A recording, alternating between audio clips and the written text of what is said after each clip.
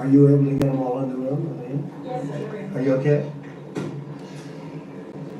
Thank you very much. We've had a tremendous 6 months, and we've had a tremendous 2 weeks, which now is, I guess, 3 weeks. And we have a tremendous group of people here that have done a great, unified, beautiful job. I want in particular, because of what she's gone through this last few days, done an incredible job. As you know, Christy, I'm going to ask you to say a few words about Texas. The first person there was the first person I saw on television was you, actually. And you've worked great with the governor, who's terrific. And you might want to tell a little bit about the trials and tribulations, but we appreciate the job that you and everybody have done. You had people there as fast as anybody's ever seen. So I really appreciate it. We all do, and maybe you could say a few words. Sure. Well, thank you, Mr. President. I want to thank you for your leadership. Texas is strong, and the people of Texas are incredibly strong. They've gone through something that is absolutely horrific, and it is heartbreaking to watch these families suffer the way that they are. As soon as this flash flooding event happened, you know, the governor has activated his emergency responders. Nim Kidd is his emergency management director, who is incredible, and has immediately worked with the local first responders to get help to individuals and get them evacuated, put requests into me. We deployed, sir, right away, as you know, because you and I were talking a lot during this time, the Coast Guard. We also had some assets out of Customs and Border Protection. Our board TAC teams went in and helped with rescues and clearing debris so that we could get roads open and people get the help that they need. I think when I got there the most, sir, that day, as soon as I arrived on site, was getting a briefing from all the emergency responders, was just how unified they were in focusing on the fact that we're there to save lives. They were there to rescue people, find people who were still alive, and to reunify them with their family members. We as a federal government don't manage these disasters. The state does.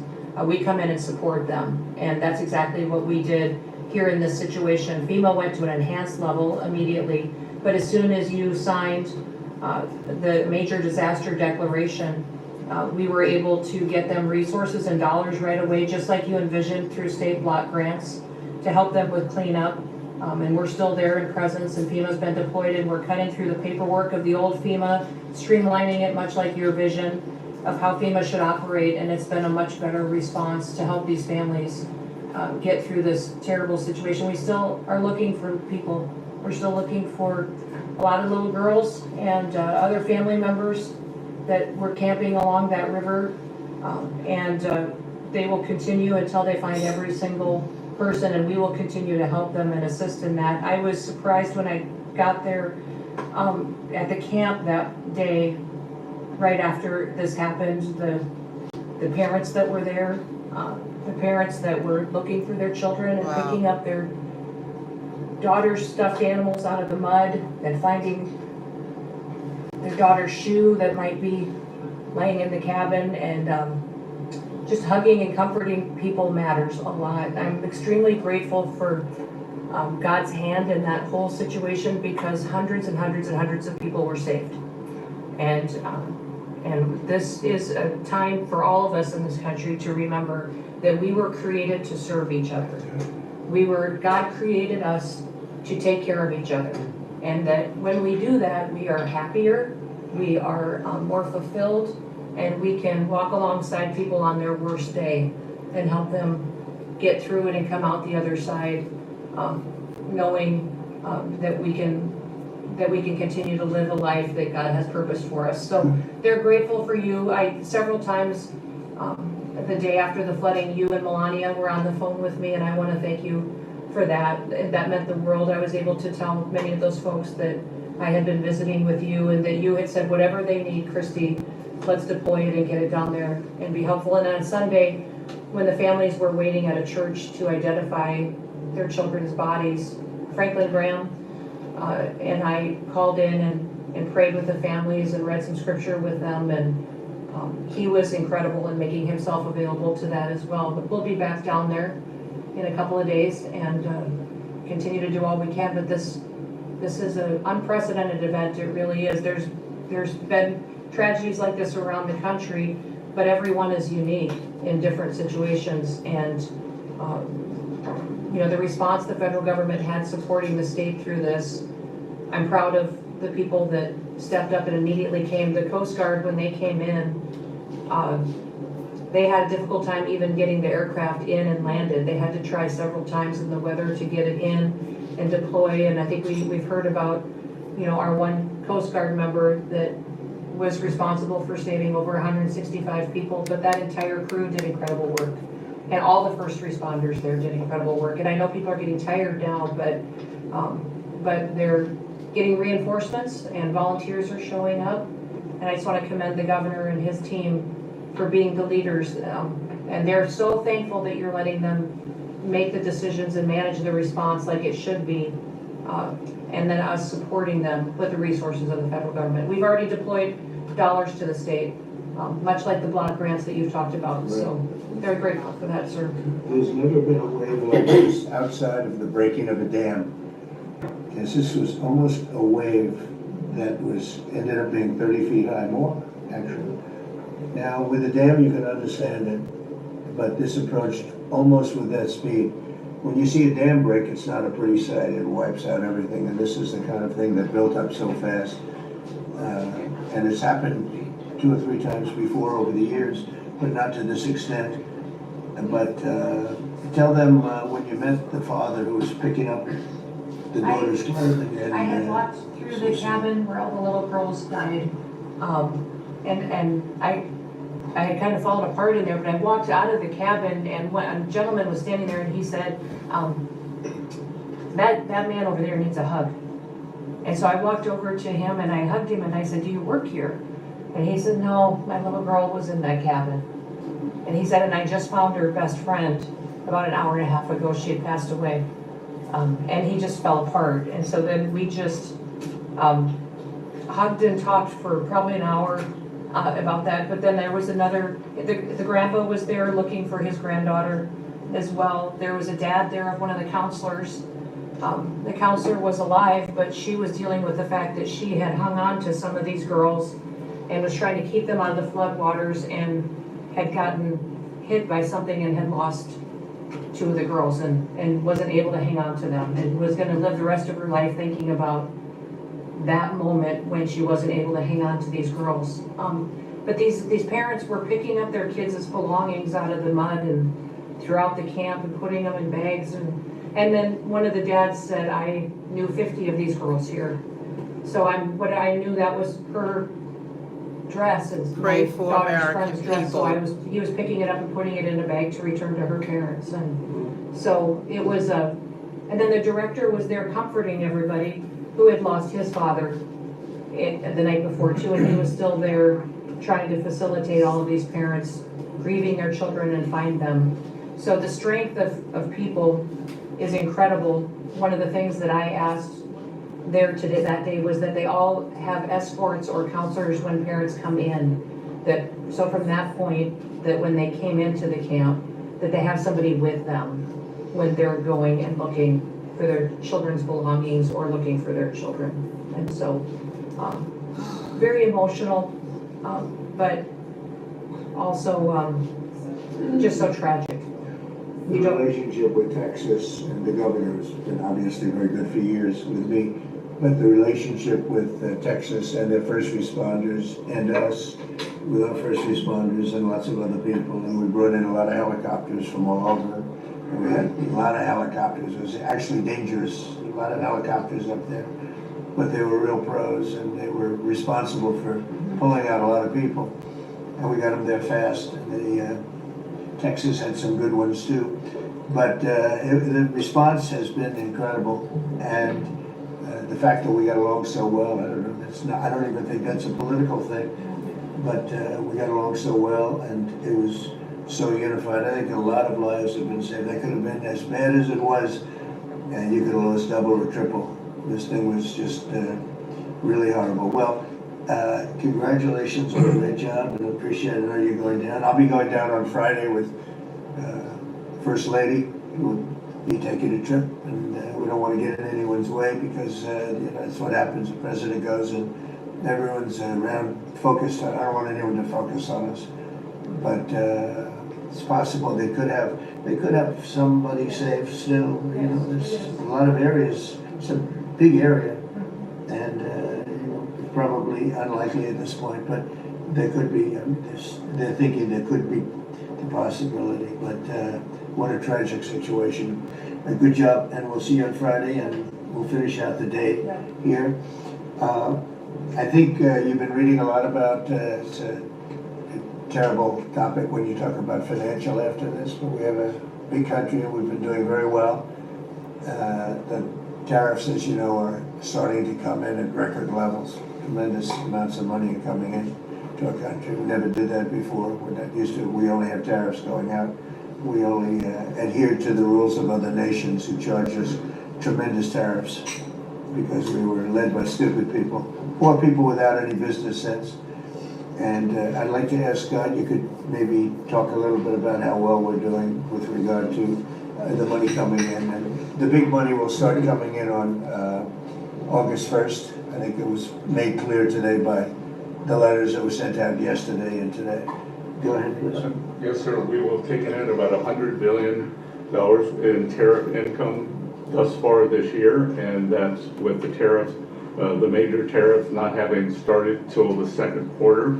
So we could expect that could be well over $300 billion by the end of the year. We don't agree with CBO scoring, but for those who do, the CBO scored tariff income over the next 10 years at 2.8 trillion, which we think is probably low. And, sir, under your leadership, we're witnessing. And they gave us no credit during this last little, the great, big, beautiful bill. I only use the word great. I add that to it because it really is what it is. It's never been anything like it, actually. And I want to thank all the Republicans that voted for it. And I want to, scold the Democrats because they're voting for tax cuts. They're voting for no tax on tips, no tax on Social Security, no tax on overtime, and many, many other things far more important than that. Great health care. And frankly, every Democrat should lose their election because it was purely political, but they were told not to vote for it. So think of it, we got 218-2, and then with the Senate, we had 50-3. Democrats didn't vote at all, not one positive vote, with all of the good things in there. Economic development money, tremendous border money. Now you're loaded up on the border, and I don't think we're going to need so much of it because we had zero come in last month, so I'm not sure how much of it we want to spend. You may think about that. You may actually think about saving a lot of money because the wall's been largely built, and it obviously worked. But you may want to think about that. But so I think it's incredible when I watch the Democrats, and they have standard lines like they had Russia, Russia, Russia. Yeah. They had the laptop from hell. It all came from Russia. They make things up and they go with it, and they feed it to you people in many cases, and they say use a lot. And I hear the new line is death. Oh, it's death. Everyone's going to die. There's nothing to do with that. In fact, we're saving our country. Death is from allowing 25 million people into our country, of which 3 or 4 are stone cold, hard criminals. 11,888 are murderers, many of them committing more than one murder. That's death, and the Democrats did that. Joe Biden did that by allowing people to come in here, just totally unchecked, unvetted, open borders, open borders. Why are the whole you here? world was dumped into our country from prisons, from gangs, from mental institutions. We have many people walking the streets, walking in areas that we don't know anything about, that came out of insane asylums. They released their the insane asylum population into our country, and it's amazing the job that you and Tom Homan are doing, by the way, on that. But we have to get them out, and we have no choice. We have to get them out, and we are getting them out. And so, Pete, you want to tell them about our great military and how well we did with respect to the bombers and the B-2? We had the pilots here 2 days ago, and they were incredible people. Go ahead. Yes, sir. Truly historic mission and demonstrated the skill and courage of the United States military. From those B-2 pilots and families that we had a chance to meet, sir, to the fighter pilots, to the refuelers, to the maintainers, to the air defenders who defended the base.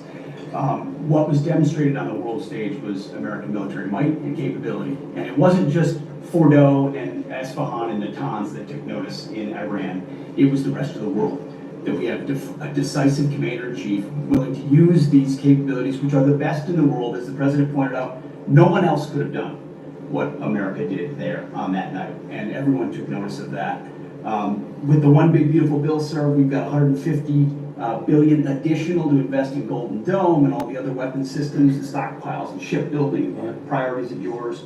Another month, another historic recruiting bump. It's not just the Army and the Marine Corps anymore, it's the Navy, the Air Force, and the Space Force, all historically ahead of where they've ever been. So historic spirit inside the military. We had a chance to be at NATO, Marco and I, and see how the world responds to us saying it's time for you to shoulder the burden and take the lead for your continent. It only happens with President Trump leading, and we're proud to be a part of what's going on at the border, sir, with now a 4th national defense area where we're helping get to that number 0 and securing the border. But that mission, Operation Midnight Hammer, re-established deterrence. It reversed what happened in Afghanistan. You saw the debacle of what Biden allowed to happen in Afghanistan and what that did to our image.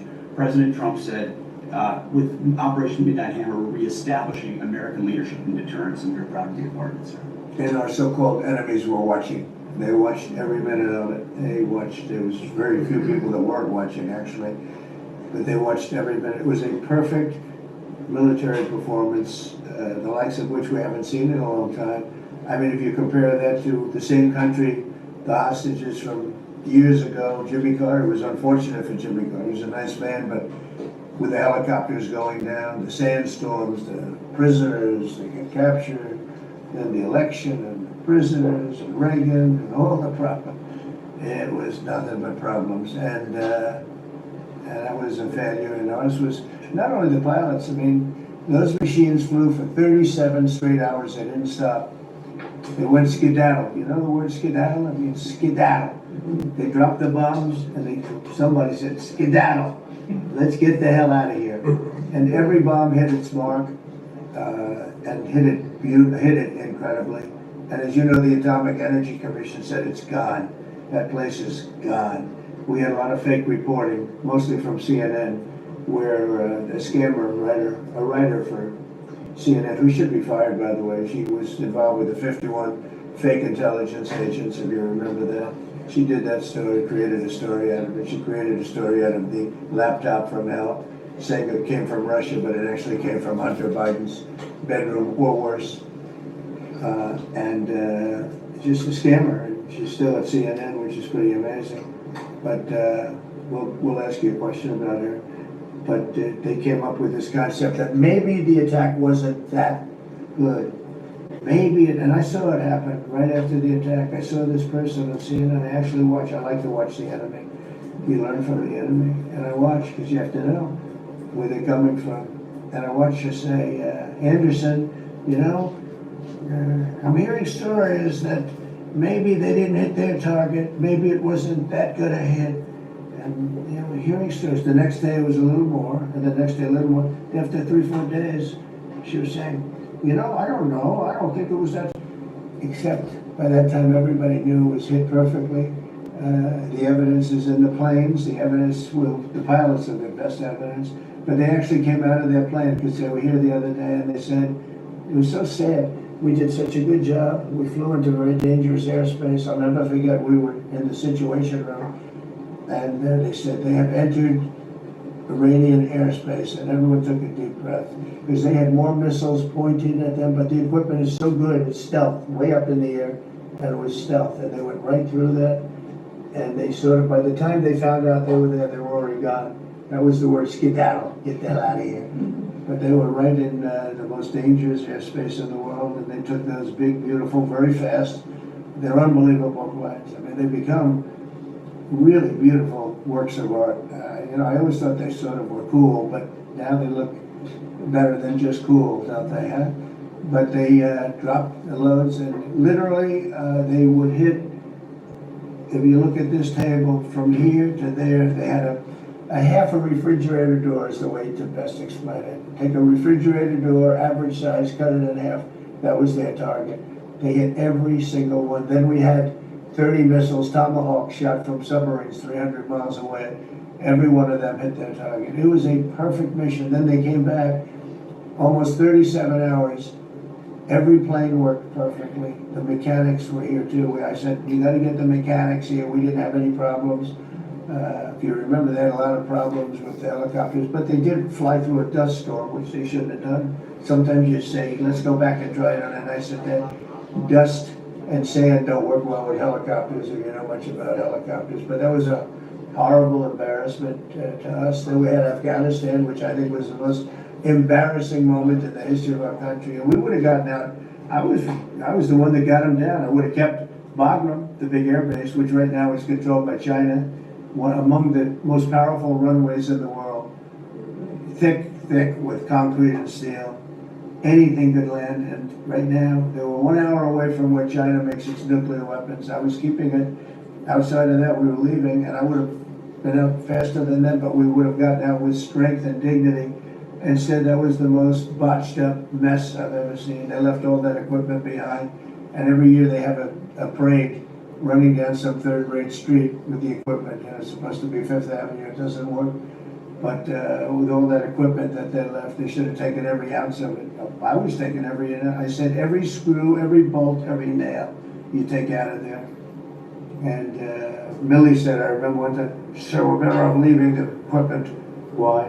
Well, it's cheaper. I said, cheaper? You mean it's cheaper to leave a $150 million airplane rather than flying it to Pakistan or India or someplace, or just flying it straight home is cheap? Yes, sir. That's when I knew he was an idiot. Didn't take long to figure that one out. But they left all that equipment, but they left their dignity behind. It was the most embarrassing moment, in my opinion, in the history of our country. Not that we got out. We should have not been there. But that we got out the way we got out, with great embarrassment and death. You had 13 young people. I've gotten to know their families very well, but you had hundreds of people killed that nobody talks about. Yet the other side, many people were killed. Many people are walking around with no legs, no arms from that whole thing. They left from the wrong airport. They should have left from Bagram, because Bagram was a big base with hundreds of miles of fencing and territory around it. Nobody would be able to get near it. And they left. So, we've done a great job, and I think people are really starting to see it. They're starting to appreciate it. Pete's done fantastically. That mission was a work of art. And I have spoken to some of our perceived, I don't know if they're enemies, but they're perceived as being potential enemies. And they essentially said the same thing. Very impressive. There wasn't a thing that we didn't lose an engine. We didn't lose it. They landed and they were cheered. But the sad thing was they were cheered, and one of the pilots said, we were a little concerned because when we got out, we were told that on television they were reporting that we may have missed our targets. Sir, we hit every target. That's what I do for a living. We hit every target. In fact, when the bombs hit, a yellow haze came over the horizon that I've never seen before. It just lit up the whole horizon, brighter than the sun. It was like looking into the sun. He goes, we hit our target, because you know what that was exploding. And, but they were a little downbeat because they listened to that fake CNN reporting and the fake New York Times. They worked together to try and say that it wasn't perfect. They couldn't say they missed. All they could say is, maybe it wasn't perfect. And you ought to fire that reporter immediately. You should fire her. Real fake. And so I just want to congratulate those pilots. A lot of people don't like bringing things like that up. I do. I always like confronting, because otherwise the public doesn't know that you're a bunch of crooked people. But they know, they've learned, and the media has to straighten out their act. The media's down to 17% approval. You got to do a little better than that. It's important for the country that you do better. I think they ought to make a lot of changes. I think changes are going to be made to the media, but it's hard to have a really successful country if you have a corrupt media, and we really have a corrupt media. And nobody really knows why. I mean, why would you want to have open borders and criminals pouring into our country? Why would you want to have men playing in women's sports, transgender for everyone, you know? You'll have to figure that out. But some of you don't. I mean, I'm looking at some people, they love the country, but I look at other people and they can't. But we were really proud of our military. It was, and the people that maybe don't like us or want to play games with us, because I think that had you not had the situation in Afghanistan, I don't think Putin would have gone in. I think when Putin looked at how stupid and incompetent that operation was, he said, wow, this might be a chance. And we're dealing with him now too. We're not happy with Putin. I'm not happy with Putin. I can tell you that much right now, because he's killing a lot of people. And a lot of them are his soldiers and their soldiers, mostly. And it's now up to 7,000 a week, and I'm not happy with Putin. Okay, any questions? Yes. Yes, sir. You just said you're not happy with Vladimir Putin. Is there anything that you plan to do to act on that feeling of unhappiness? What are we telling you? Don't we want to have a little surprise? You know, one of the things we did with the attack is that, and you asked that question, I didn't mean to be rude, but I'm in a rude because I'm looking at some of these crooked people up here. So I'm rude, but your question was asked very nicely. But one of the things we did is we went over every fact. We wanted to get every fact straight. We wanted to have the distance straight, the number of pilots straight. Everything had to be correct, because this was a very important mission. If we failed on this mission, it was beyond the war that, you know, obviously we had with Iran and Israel. A lot of hatred, a lot of years and years of hatred, centuries of hatred. People have never seen anything like it. So we wanted to be correct with all our facts. So, you know, what I was doing is just asking, it would be great if the media would be correct with their facts. That's all we asked for. So, and go ahead, so finish it up. Oh, yes. Just returning back to Russia, if there's anything that you would signal about your displeasure with them? Well, just, look, I'm very unhappy with them. There's no reason for this. It's turned out to be tougher, but it's only tougher. And I will say the Ukrainians were brave, but we gave them the best equipment ever made. We gave them the anti-tank busters that knocked out tanks. I mean, you just aim them in the direction of the tank and the tank is gone. We gave them missiles, the latest and the greatest. They were able to shoot down a lot of things that would have normally wiped out. You know, probably would have been a very quick war. It would have been a war that lasted 3-4 days, but they had the benefit of unbelievable equipment. And Europe gave them too. We gave them far more because Biden shouldn't have done that. He should have equalized. And we should have given them the same, or we should have given actually less than Europe. It affects Europe much more than us, but we're in there for over $300 billion. Europe's in there for over $100 billion. But still, Europe gave a lot. And I will say this, the Ukrainians, whether you think it's unfair that we gave all that money or not, they were very brave because somebody had to operate that stuff. And a lot of people I know wouldn't be operating it. They wouldn't have the courage to do it. So they fought very bravely. But we gave them the best equipment in the world. We make the best military equipment by far. There's nobody close. You look at other equipment from other countries, it's not even close. That's why everybody wants to buy our equipment. And that's why we're going to step up these contractors now that make it. And they're brilliant, but they make it too slowly. And we have to step them up, Pete, and let them make it at a much higher rate. Unfortunately, we have to do that. But if you look at our Patriots, if you look at our Tomahawks, if you look at our, well, what we do with tanks is, you wouldn't want to be driving a tank. You would feel nice and secure, but they are javelins, they're called. And I gave them the javelins. Remember they said Trump gave the javelins and Obama gave them sheets, right? They called Obama at that time. Barack Hussein Obama, if you haven't heard, did a terrible job. But that was a war that should have never happened. And a lot of people are dying, and it should end. And I don't know, we get a lot of bullshit thrown at us by Putin, for you want to know the truth. It's very nice all the time, but it turns out to be meaningless. Do you listen to him? Do you want to grant a sanctions bill on us if you want to? I'm looking at it, yeah, I'm looking. The Senate is passing, and passed a very, very tough sanction. Yeah, I'm looking at Did it. you sign that? It's an optional bill. It's totally at my option. They pass it totally at my option and to terminate totally at my option. And I'm looking at it very strongly. Yesterday, you said that. The Council of Economic Advisors released a new report saying that imported goods have actually decreased in price from December. I know, it's not an Well, my question is. With the tariffs. So the chairman keeps saying that tariffs are going to cause price increases. Are we- Are the prices just not? Chairman of the Fed, Yes, exactly. Are the you prices- do a better job than I. Are the prices just not passed through yet? No, I think what's happening is everything's evening out. You know, when we charge, see what people don't understand, the other countries have been charged, almost every country charges us tariffs. We had deficits with everybody for years, for decades. And we were like this big monolith that made bad deals with everybody. We rebuilt South Korea, we stayed there. It's okay, we rebuilt it and we stayed there. And they pay us very little for the military. I got them to pay billions of dollars, and Biden then canceled it when he came in. I sent to South Korea as an example. We give you free military, essentially, very little. And I think he should pay us $10 billion a year. And they went crazy. But they agreed to 3. So I got 3 with a phone call. And I was satisfied. I said, but next year we have to talk. And then we had a rigged election, and we never got to talk. And you know what Biden did?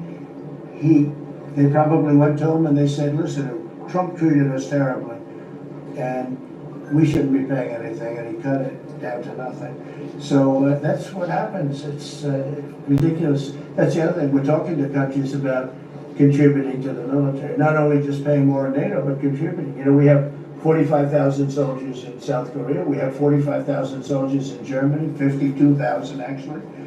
And that's a huge economic development for them. That's tremendous amount. That's like having a city. It's tremendous money for them, and it's a tremendous loss for us. So we're talking, in a very nice way, we're talking to them about it. It's very unfair. We supply the militaries to many very successful countries. I mean, South Korea is making a lot of money, and they're very good. They're very good, but, they should be paying for their own military. President Trump, can I ask you a question about Jerome Powell as well? And then a question to the Attorney General. Jerome Powell, and then I have a question for the Attorney General. Jerome Powell, who you've been pressuring to lower interest rates, he's facing accusations of lying to Congress, which is a potential crime about the Well, then he should resign immediately. We should get somebody in there that's going to lower interest rates. Do you want congressional Why don't you Republicans call for his resignation? do you want congressional Republicans to investigate and Okay pursue with me? I think it's terrible. I think, look, we're paying, I call him too late. T-O-O, too late, like Too Tall Jones for the Dallas Cowboys, right? Too late. He's always late. But he wasn't late with Biden before the election. He was cutting him like crazy. It didn't help too much, did it? But he was cutting him like crazy before the election with Kamala. And he was trying to get them in, I guess. I don't know. He was recommended by somebody that worked for me. I like you better. If I can ask the Attorney General question too. Sure. And your memo that you released yesterday on Jeffrey Epstein, it left some lingering mysteries. One of the biggest ones is whether he ever worked for an American or foreign intelligence agency. The former Labor Secretary, who was Miami U.S. Attorney Alex Costa, he allegedly said that he did work for an intelligence agency. So could you resolve whether or not he did, and also could you say why there was a minute missing from the jailhouse tape? Yeah, sure. If I Yeah, could- but I just interrupt for Sure. 1 second. Are you still talking about Jeffrey Epstein? This guy's been talked about for years. You're asking, we have Texas, we have this, we have all of the things. And are people still talking about this guy, this creep? That is unbelievable. Do you want to waste the time, and do you feel like answering? I don't mind answering. I mean, I can't believe you're asking a question on Epstein at a time like this, where we're having some of the greatest success and also tragedy with what happened in Texas. It just seems like a desecration, but you go ahead. Sure. First, to back up on that, in February, I did an interview on Fox, and it's been getting a lot of attention because I said, I was asked a question about the client list, and my response was, it's sitting on my desk to be reviewed, meaning the file, along with the JFK, MLK files as well. That's what I meant by that. Also, to the tens of thousands of video, they turned out to be child porn downloaded by that disgusting Jeffrey Epstein. Child porn is what they were. Never going to be released, never going to see the light of day. To him being an agent, I have no knowledge about that. We can get back to you on that. And the minute missing from the video, we released the video showing definitively the video was not conclusive, but the evidence prior to it was showing he committed suicide. And what was on that, there was a minute that was off the counter. And what we learned from Bureau of Prisons was every night, they redo that video. It's old, from like 1999. So every night the video is reset, and every night should have the same minute missing. So we're looking for that video to release that as well, showing that a minute is missing every night. And that's it on Epstein. Mr. President, on tariffs, again, on August 1st, you said it is the deadline. What incentives do countries have to negotiate? It seems that deadline keeps moving. It looks like it now. We didn't move that. It's always been August 1st, that's what we're paying. A statement was being put out today, and I put it out just to make it clear. It wasn't a change, it was August 1st. We don't change very much, every time we put out a statement, they say, you made a change. I didn't make a change. A clarification, maybe. No, August 1st they pay. And everybody pays, everybody has to pay, and the incentive is that they have the right to deal in the United States. If they don't want to, they don't have to pay, and they don't have to deal here. But if they want to buy and make a lot of money and sell in the United States, they have to do that. If you go back and look at some of the good presidents, our country was the wealthiest, proportionately the wealthiest, from 1870 to 1913. It was an all-tariff country. We didn't have income tax. That came in in 1913 with tariffs. Wow. And we had so much money we didn't know what to do with it. We had, we had a couple of presidents that were very, very strong. McKinley, I guess more than anybody, but he was the tariff king, but he was very, very strong. It's sort of sad. He made a fortune for this country, became very rich, and then Teddy Roosevelt went out and vice president, and he spent the money. And they said Roosevelt was a great president. And let's say he was a great president, but the money was paid by McKinley with tariffs. Tariffs are charged by other countries at levels that are ridiculous. And I call those other countries, and every one of them is willing to give us everything now, by the way, just so you know. Sir, we'll charge you no tariffs, nothing. We'll give you everything. We'll give you access to our markets. We'll give you everything. Is that a correct statement, Scott? Yes, sir. Howard, would you say that's a correct statement? Exactly correct. It's like, they just don't, because they're very spoiled, because for years they ripped us off and we didn't have a president that understood it, or a Secretary of Treasury or Secretary of a lot of different secretaries are involved, but certainly Commerce Secretary was, not doing their job. I don't know about Kelly, she's small business, we'll keep it that way, okay? Her small business is bigger than almost all big businesses when you get it all up. But no, they are very respectful of our country, but the incentive is that they have the right to do business with us. Without that, they don't have the right to do business, and that will be okay too. And with the flurry of deals, here in the next 24 hours, we'll be here a flurry of deals. Yeah, we have a lot of them going out, but the deals are mostly my deal to them. We're picking a number that's low. We don't want to hurt them, and fair. We're picking a number that's lower than, in most cases, lower than what they charged us. But it's amazing when you've paid all this money for years and they get one president that's a little bit different and a little tougher on this subject, and they're willing to drop everything they've been charging us for years and years. I mean, we have countries going, we will have you don't have to pay any tariff to come in and do business. They're giving us total access to their countries. They gave us no access to the country. They said, you cannot go into a country. Okay, now it's, we will give you total access and you don't have to pay any tariffs. But please don't charge us tariffs. And we don't like that deal. So the letters I send out are, we have made some deals. We can make a lot more deals. It's just too time consuming. It just makes it more complicated. And we can do things over the years too. We're not hard line. But it's about time the United States of America started collecting money from countries that were ripping us off and laughing behind our back at how stupid we were. Okay? Thank you. Mr. President, No, any, I'm in tariff this year.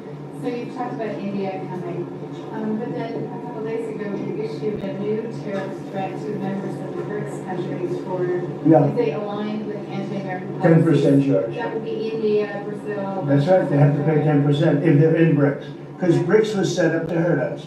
BRICS was set up to degenerate our dollar and take our dollar as the standard, take it off as the standard.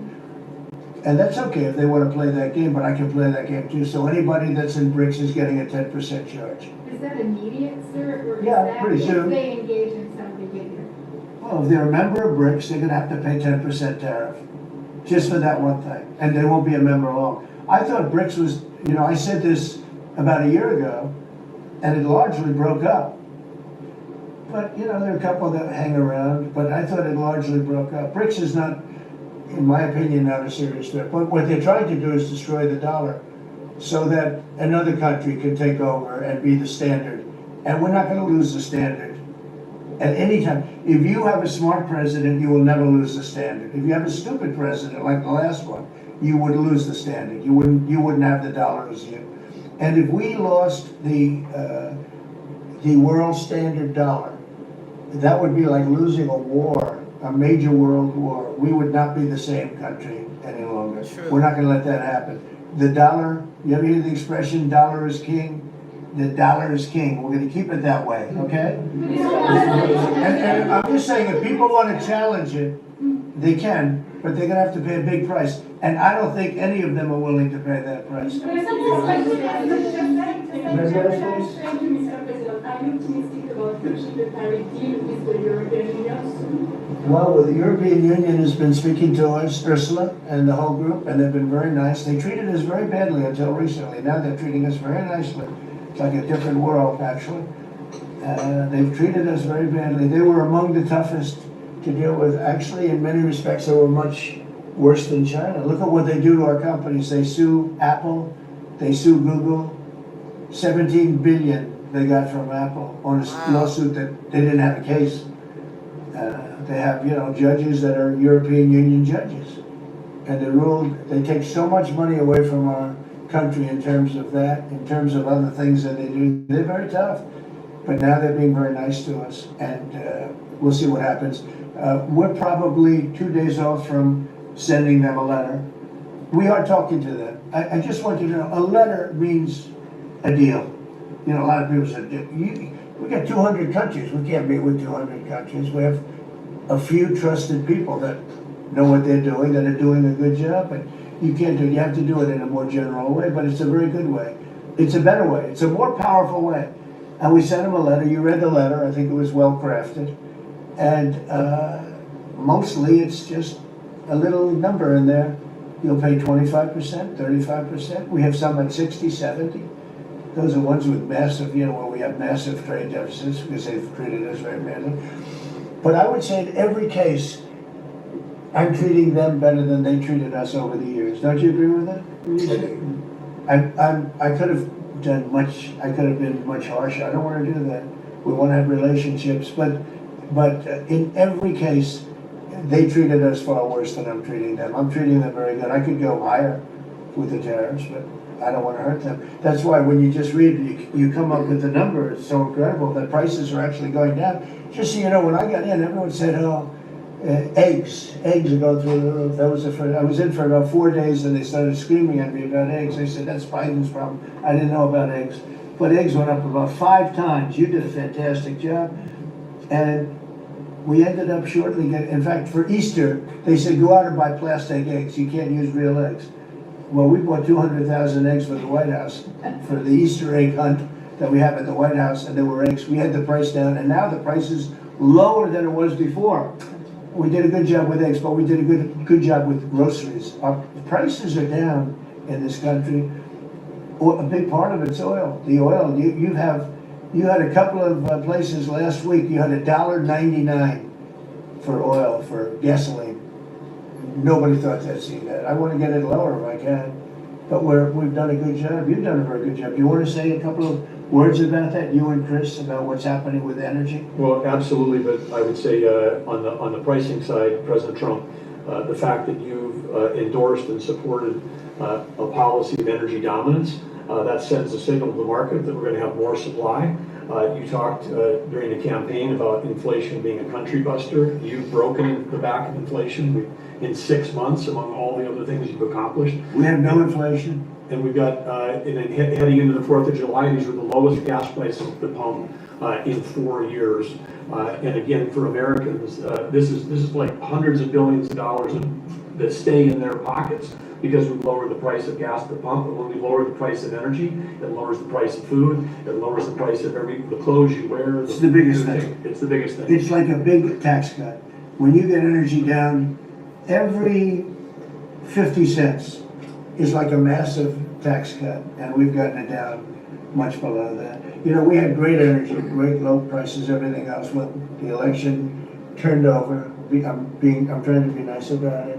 It turned over, shockingly, but nevertheless it happened. Energy started going up, and it went up really bad, and then he went back to the Trump policy. The problem was they didn't know how to do that, and he lost it. He lost that sucker. That big sucker was out of control, and his energy prices went way up, and that's what caused it. But it was also stupid spending. They spent money like, they used to use the term drunken sailors, but I won't use that term. Although it is very descriptive, I won't use that term. I refuse to use it. But they spent money at levels that nobody had ever seen before, and trillions and trillions of dollars wasted on the Green New Scam. Greatest scam in the history of our country, other than maybe Russia, that might have been. But the Green New Scam was the single greatest scam in the history of our country, and continues to be, but it's weakened badly. It's hobbling along because people are finally getting it. But they spend trillions of dollars on the Green New Scam, getting nothing for it. Devised by a couple of young people that weren't even good college students, you know? Not even good students. Check out their marks. Yeah. No, not for CNN. Not for CNN. Go ahead. The last job report, Mr. President, the last job report, the manufacturing jobs actually lost 7,000 jobs. When will the investments that you've been talking about have an effect? Well, they're building the plants now. About 7 have started. We're going to have hundreds started within a short period of time. Lee Zeldin, who may be the most important man in this room, I'm sorry, but he's the one that gets the permits, whereas he's the one that has to get the permits for the plants and the factories, and permits that used to take 5 years, he's getting in record-setting times. AI, we're leading China a lot in AI, and if we go with this, you know, I'm allowing the plants to build their own electric. I'm allowing them to become an electric utility, so they can produce their own electricity, because we need double the to be successful with AI, which is the biggest thing now. We need double the electricity that we have, which is hard to believe. We need even more than that. And they're building plants with their own electricity substations. They don't have to use the grid. And anything they build extra, they're putting into the grid. So we're supplying the grid with brand new electric sources. And you know, it's funny, when they came to see me, they never even asked for that. I told them about it. The reason they didn't, they thought that was an impossibility. You're not allowed to build your own electric. These are massive investments that are being made in building electricity for their plants.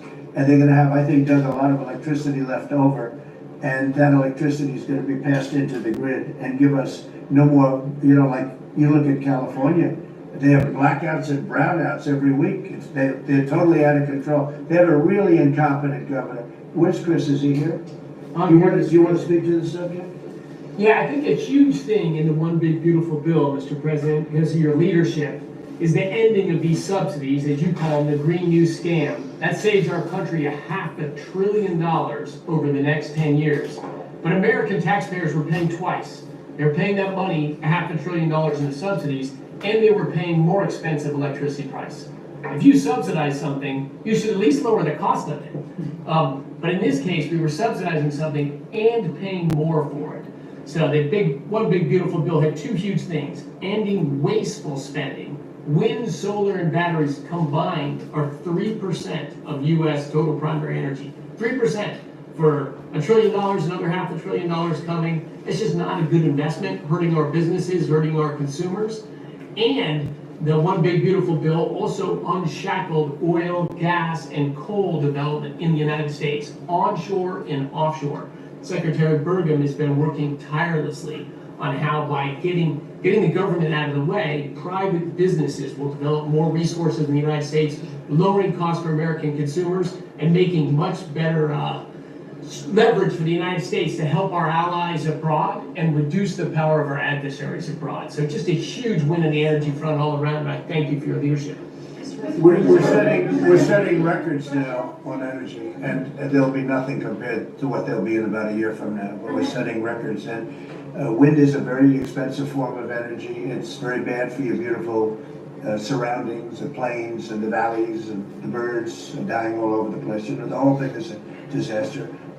They're almost exclusively made in China. Not that I have anything against China, because I don't have a great relationship with President Xi, but I asked him, how many wind farms do you have? He makes them, but they don't have a lot of wind farms, I'll tell you, very, very few. And wind is tremendously expensive and is very ugly. And if you own a house that's inside of a windmill, your house is worth less than half.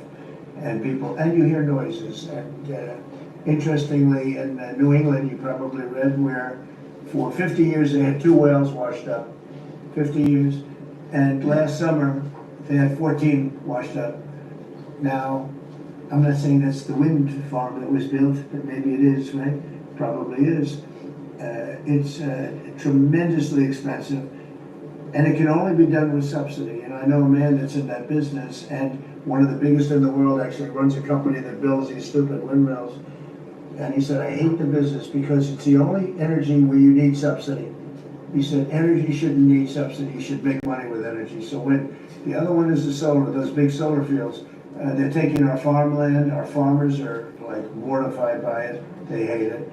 It's very, very inefficient and very ugly too. You know, probably better than a windmill, but you go around and you see all these things that are 3 miles long by 3 miles wide, and you say, what the hell is that? And it's a lot of plastic from China. It's plastic, black plastic from China. Now, we want to be smart. We're going with, look, China right now is building 58 coal-fired plants, 58 big ones. They have 62 on the books to build. We've reintroduced clean, beautiful coal. Because you know you can do a lot with coal now, clean, beautiful coal. And natural gas and all of the other things that we have. But we don't want wind and we don't want solar because they're a blight on our country. They hurt our country very badly, and smart countries don't use it. Solar sounds good, I will say, and I like on occasion you'll see a roof which is made out of solar brick, but it's a smaller use. We need the kind of thing that's going to fire up our plants. And it's not going to be wind, you know, it's very intermittent, as you probably know. But they've spent a fortune. They've spent trillions of dollars on this stuff. And I'll just give you one other story. A friend of mine is a very successful guy. He went back to see his mother in Minnesota, hadn't seen her in a long time. And he wasn't back for 10 years, which isn't a nice story. I mean, you don't see your mother for 10 years. She's got some difficulties, which I know the guy, he does have some difficulties. He's very successful, but probably not the nicest person. It was actually longer than 10 years, but he went back and he told me he wanted to go and look at the valley. There's a valley in Minnesota that he thought was so beautiful. And I hadn't seen it in a long time. He was driving along the road and said, oh my, I'll use the word gosh, oh my gosh. He said, oh. He said it looked like a junkyard. He had 159 windmills, they were all over the place. Some were old, some were newer, different companies, different shapes, different sizes, different colors. Many of them were terminated meaning closed. You can't take them down because the environmentalists don't let you bury the blades because they're made out of a fiber they say is bad for the earth. So they want you to put them up, but they don't let you take them down. But many of them were turned off. He said it looked like a junkyard. Go to Palm Springs, California, and take a look at that pile of junk. And you go into a wealthy neighborhood. Before you get there, you have to ride through hundreds of windmills that are, most of them are turned off, they're rotting, they're rusting, they're 30 years old, 20 years old, and they have a very short life. You know, those windmills have a very short life, especially the ones that are in the nice salty Atlantic Ocean and Pacific Ocean, where the salt just gets under that steel and decimates it. No, it's a horrible, horrible thing for our country. And I speak out. It would be nice to say wind, because it sounds so good, doesn't it, Dutch? Wind, wind. But it's not. It's these ugly machines, and they're all made, you gotta see, some are a little taller, a little shorter. They're made by different companies. They have different stocks, they have different blades, they have different everything. It is so horrible. And if you look at smart countries, they don't use it. Smart countries don't use it. And we're now a smart country. We're a brilliant country. We're not smart, we're brilliant now. We're gonna be a brilliant country. We have to be, because we have to catch up with some really stupid people that did a bad job. Yes, Brian? Yes, Mr. President, I've got a quick comments and feedback as a native Texan, someone that I grew up bringing my kids to a camp very near the affected camp now. Thank you on behalf of Texas. I've gotten hundreds of messages that want to thank. If you're in the cabinet room, you can tell the president and his team on behalf of Texans, thank you so much for the quick response and the loving, the hugs. I saw that you gave. Two quick questions. I saw a Palestinian senator. His name is Schumer. He's a good Palestinian. No, he's a Palestinian. He's become a Palestinian. He's abandoned the Jews. But I saw him say, it's Trump's fault. Yeah, that's right. It's Trump's fault. He was actually, do you ever see John Lovett's The Liar? Where he goes, yeah, I went to Harvard, that's right. This was Schumer. He goes, yeah, it's Trump's fault. That's right, it's Trump. I actually saw that stupid guy try and blame it on me, and I said, man, that's a tough one to take. But his career is limited, because I hear AOC is going to be in it, and she's no bargain either, by the way. Go ahead. Well, just as an example of America First team effort to get this country back. So that's what America First looks like for the viewers watching us at home.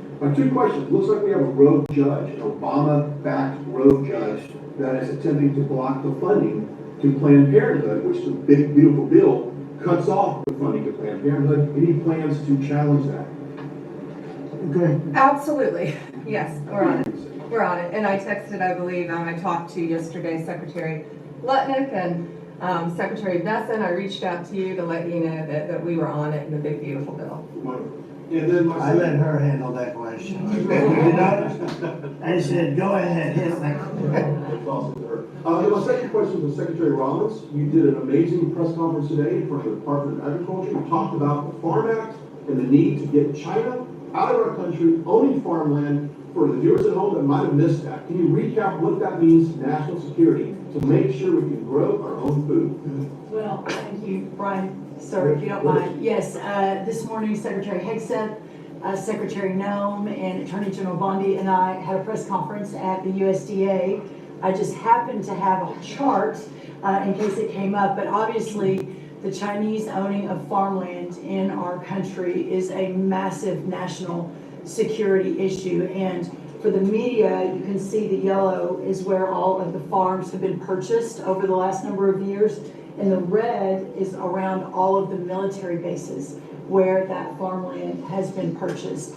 So this is a massive national security issue. The press conference this morning included 3 of our greatest governors as well, Sarah Sanders from Arkansas, Jim Pillen from Nebraska, and Bill Lee from Tennessee. The states have begun taking a leadership role to ban the purchasing of China farmland. Obviously, Congress needs to step up and catch up, and we're going to be working alongside of them as well. We have some of our members, great members of Congress there, but it is time. And I think that this morning was symbolic of many things. The first of this administration working every day to effectuate President Trump's leadership and unequivocal support of America First. But second, just how close we are as a cabinet. I don't know in any other administration that you have 4 cabinet members at the USDA on a Tuesday morning when it's about 110 degrees outside, with the sun beating down on us, talking about, sir, your vision. So I think it was a great day. It was just the start. There was an executive order coming and some other things coming behind that. But protecting America's farms isn't just about protecting our farmers. It's also about national security. So that's what we discussed this morning. I do want to say that I think we have had a really good relationship with China lately. And we're getting along with them very well. And they've been very fair on our trade deal, honestly. And I hope we're gonna have a great relationship. They're a big, strong, powerful country. We're more powerful than they are. We have much better military equipment than they do. But we are getting along with them very well.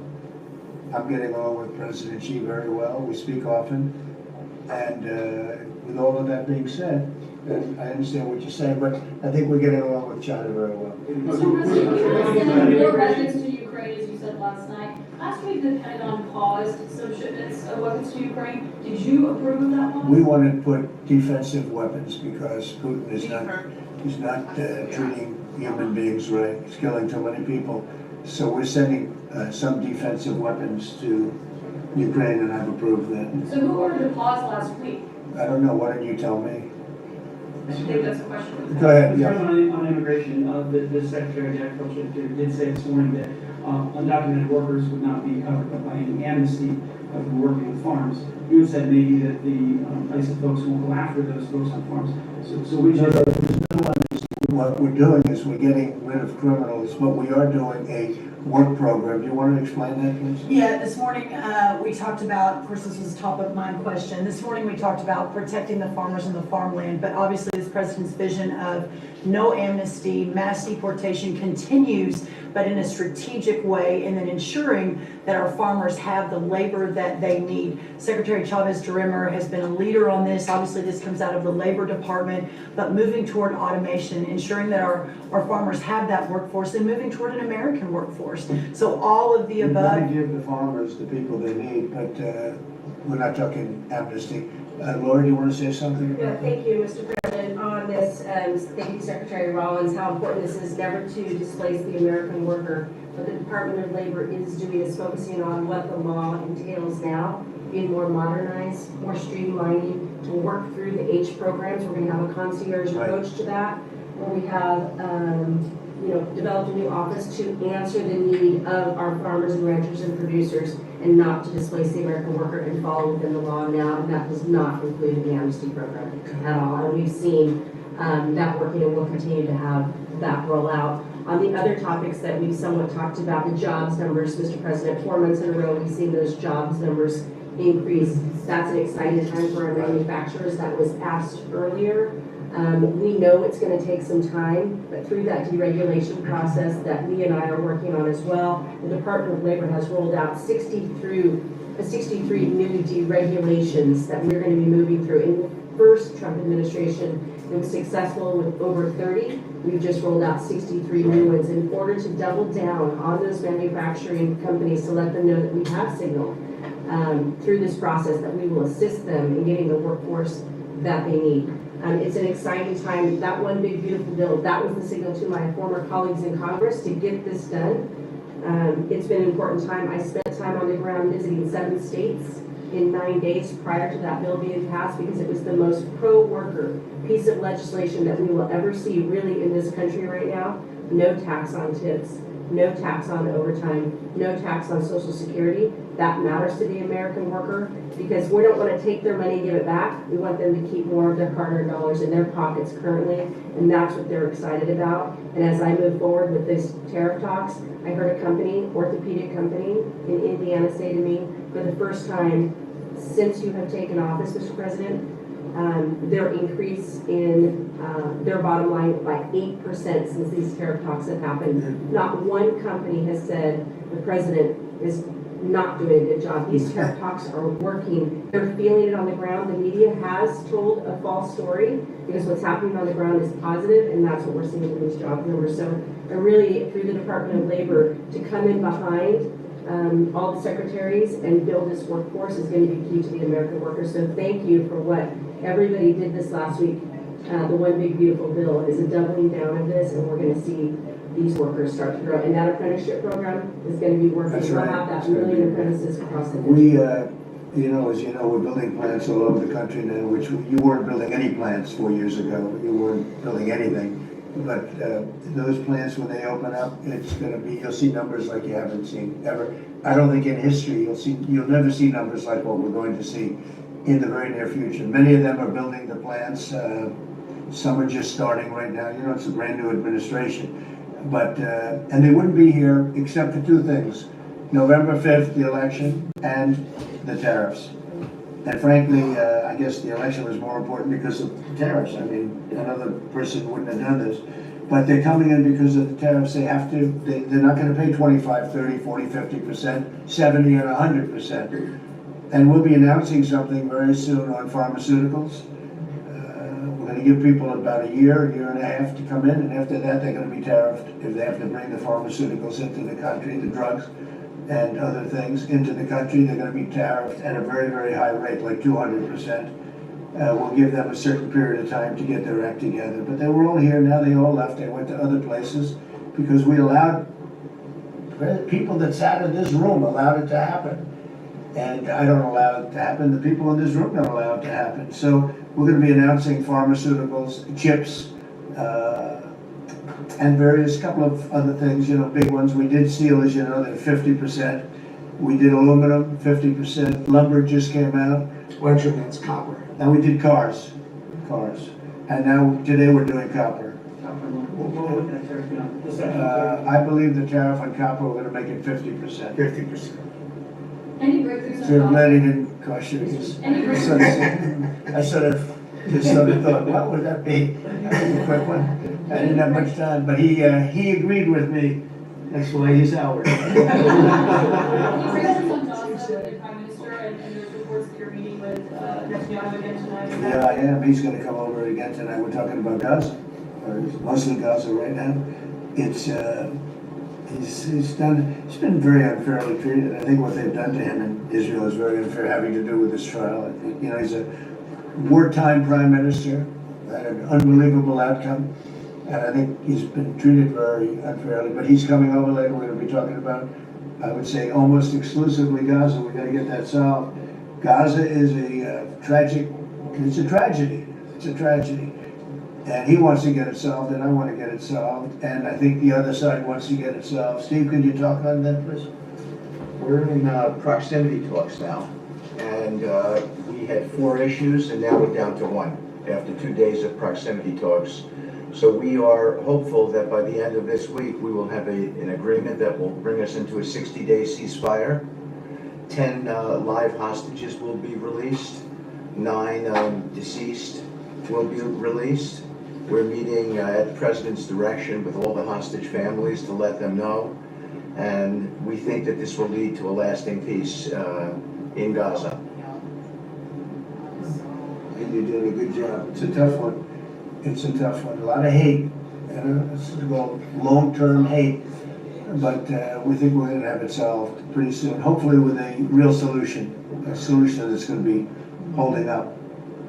And can I follow up, this is, I think, the first cabinet meeting since Elon Musk has not been a special government employee out here anymore. He's now saying he's going to create a third political party. Are you worried about the impact that could have? No, I think it'll help us. It'll probably help. Third parties have always been good for me.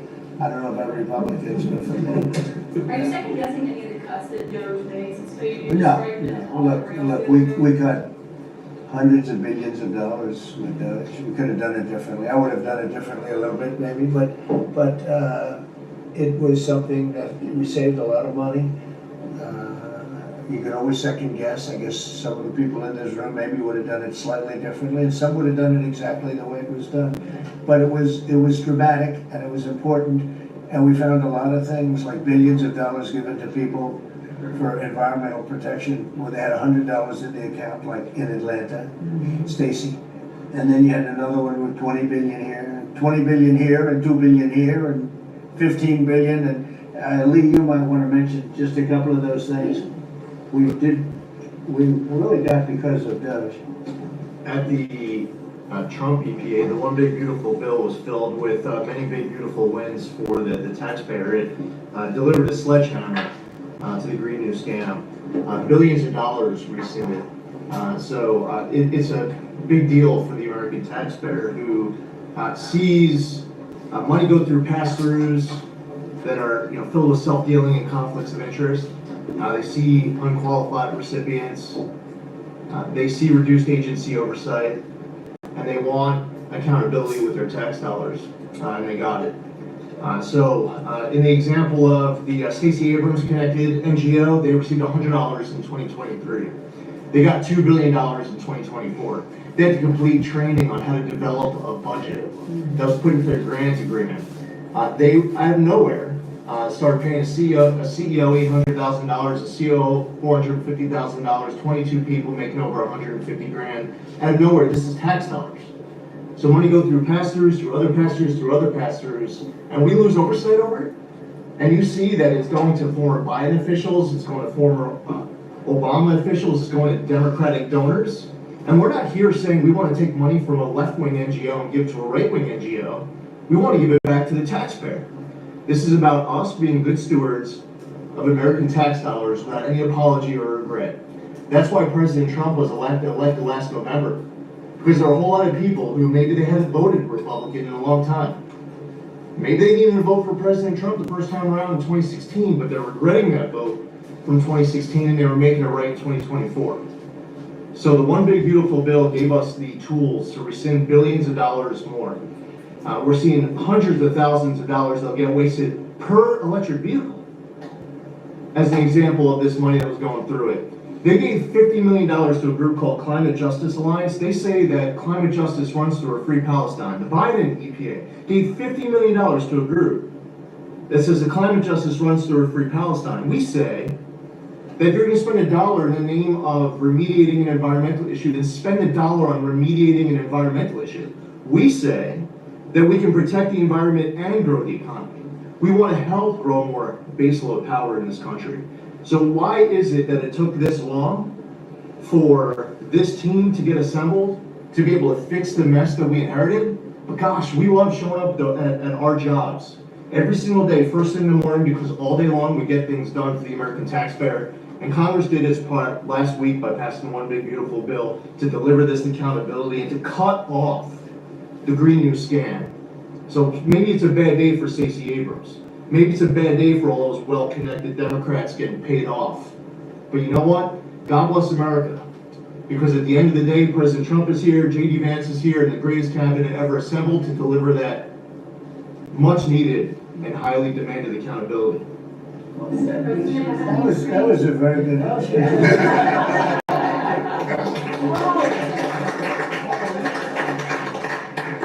And that's from the heart. That's from the heart. The Ukrainians have asked the International Court to go after Russia for using toxic chemicals in the fight. Germany and the Netherlands had intelligence saying that. What does U.S. intelligence believe, and what do you believe about the use of chemical weapons? And would you agree that that's a case for the court? Want us, John, maybe to discuss it if you'd like, John? Well, Mr. President, obviously chemical weapons, if it's documented and its use, it's illegal. It's against all international laws of armed conflict and treaties. And obviously I can't share in this room with this audience the intelligence that I can share with you privately, but obviously you're not going to stand or allow for any violations of international law by anyone. That's right. Thank you.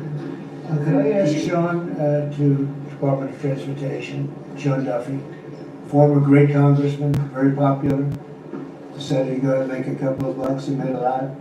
And he got bored with that though. He likes serving people better, the people. And could I ask you to just discuss a very important subject to me, and that's the modernization of our equipment at airports so that planes aren't crashing into each other and bad things don't happen. It should have been done many years ago. We were going to do it, and then the election precluded that, unfortunately, but we're doing it now. Could you tell them where we are? Yeah, I can start with Newark. You guys all covered what happened in Newark. We had outages for a couple of 30-second outages a couple months ago.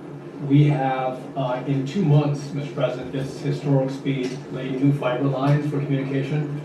and tested those in the next month. So those new lines for the Philly Tracon that controls the Newark airspace, they're up and running. Lightning fast speed. June was the most on-time June ever in the history of Newark for air travel. So that's going incredibly well. By the way, we should have dealt with this because Joe Biden and Pete Buttigieg had moved the center from New York to Philadelphia. They didn't test the lines. They didn't do the work, which is what brought us all these problems. But in the big beautiful bill, we got $12.5 billion. This is a historic investment in air traffic control.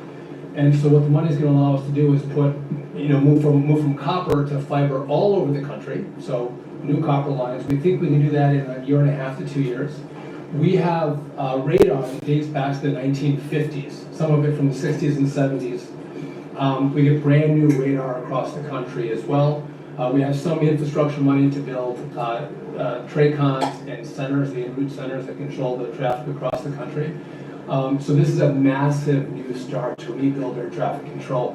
And again, this is dilapidated.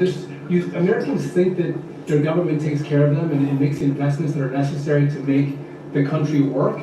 And for 30, 40 years, the investments weren't made. And so under your leadership and direction, we are making those investments. And per your direction, right now we are interviewing what we could call a general contractor or an integrator. One company to manage. It's a massive project. The FAA is not qualified to manage this kind of a project. So we are now going through the process of finding who that one company will be to manage the whole project. We'll interview those companies together and make that selection. So we'll write one big beautiful check to one beautiful company that'll be responsible for this whole bill. But if I just make one last point, this is not enough money. We're going to need more. But this is a massive new start. The biggest investment. We'll need some more money on top of it, but a great start from the big beautiful. To start. It's very important to us, and just to cover that, there have been accidents, and my pilots, I would often hear them say, "Oh, good," and they would use a different system, a different country to land in New York. They'd use the radar and other things from a different country. I said, "What's that?" He said, "Oh, our system is so bad." And I knew that. We were all set to start. And Boudin Edge came in, and what they did was so crazy because they hooked in copper into fiber, into steel, they had all different systems. They had hundreds and hundreds of contractors, different contractors for different airports. They spent billions of dollars, and they made the system worse because you can't hook copper into fiber. It doesn't work that way. You just can't do it. It's not doable, but they tried to do it. It didn't work out too well. And in the end, it was just a complete disaster. We want to have one great company. Now, Raytheon's going to bid, IBM's going to bid. We have 5 or 6 bidders that really are good at doing this stuff. And we want one, I tell, because I know about overruns, I look at the railroad out in California, headed up by one of the worst governors in our country, who I used to get along with actually, but he's just, when you lose 25,000 houses, and you would have had your cities burned down. We didn't step in. Los Angeles would have been burned to the ground. But you look at that, and I said, I really know how to build. You got to have one guy, one contractor, one great one, whether it's IBM or Raytheon is good, but you have 4 or 5 that are really, really great, and they're all bidding against each other. But you don't want to have one doing the wire, and one doing the digging, and one doing the demolition, and then they're all saying they all blame each other because they're saying they were late, and therefore you have to pay me millions of dollars more money. I know the system so well, and we're going to have a great company do the whole thing. We're going to get a fantastic price. Maybe we'll get them, they're very big and very strong, and maybe we'll get them to make a contribution toward getting it done at the right price. But we're going to have a great system. When we finish, we will have the best system on earth done by one of the 2 or 3 best companies. There are only a few companies can do this. This is not. But if you would have seen what this other group did, they were going crazy. They had, I heard 3,000 contractors. And then when it all came together, guess what? It didn't work. It's a disaster. So we're going to have in a pretty short period of time, it's going to take us about 2 years to build it, And we'll have a contract given out probably over the next couple of months. We have some great bidders, some great companies that want to do the job. You're gonna have great air traffic control. Just to make one last point on this, so the last administration signed a contract with an American company to fix the copper to fiber, and that contract was a 15-year contract. The system is failing today, but that's how idiotic and incompetent the last administration was. And under your leadership, we're saying, listen, we don't have time, we don't have 15 years, we don't have 5 years, we have to do it right now. And so the president always talks about on time and on budget. We have embraced that. We are going to be on time and on budget. And by the way, you mentioned a train out of California. Stay tuned for, probably give us 5 days and you'll have an answer on what's going to happen with the $4 billion that we potentially have invested on a train that's going to go nowhere. It's going to be $120 billion that'll never connect San Francisco to LA. Again, the last administration wasted so much money on projects that never work. If you're going to have high-speed rail, you're going to invest billions, we should actually have high-speed rail in America, not boondoggles that fund political friends and allies and family. They have from San Francisco, inside of San Francisco to inside of Los Angeles. Should have never been built because airplanes do it better. And you could drive it. You could drive it. No problem with driving it. The roads aren't even crowded. So they were going to do this, somebody's idea. Somebody got paid off a lot of money and they started it. It was going to cost a very small amount of money. And it ended up costing literally hundreds of times what the original. And now what they did is they said, well, going into the city is too big a deal. So we'll leave it 25 miles short of the city. So now they're leaving it, they're not going to finish it really. It's not the same project. So now they're leaving it outside of San Francisco and outside, short of each. They just want to get it done, and I've never seen cost overruns. You know, if you have a cost overrun of 10%, you should be ashamed of yourself. 20%, you should not do any more jobs. This is a cost overrun of 2,000%, something like that. It's unlimited, and it's not finished. And maybe it will never get finished. And I told Sean, look at it from every standpoint, but we don't want to, you know, we have federal money going into that, and it's like throwing it out the window. So whatever you can do to stop it. $15 billion and not one track has been laid. $15 billion and we're 16 years into the project, not one track.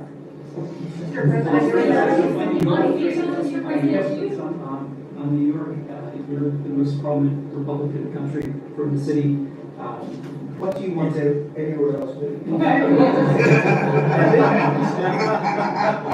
I don't want to be a wise guy, perhaps I could. Maybe Marco. How do you want Republican voters in the city to vote in the upcoming mayoral election? Should they vote for Eric Adams? Should they vote for Sliwa? Should they pick someone else? Great question. When you have a communist running, and you shouldn't vote for him. He's a disaster. He's leading. He's got the Democrat nomination because that shows you where the Democrats have gone. He actually wants to take over the grocery stores of John Catsimatidis, who's a great guy, a rich guy, grocer, does a good job, wants to take over. He actually called me the other day. He's concerned his stores are going to be taken from him, and they won't be run like John runs them, believe me. He runs a good operation, but he actually said he wants to run his own grocery stores.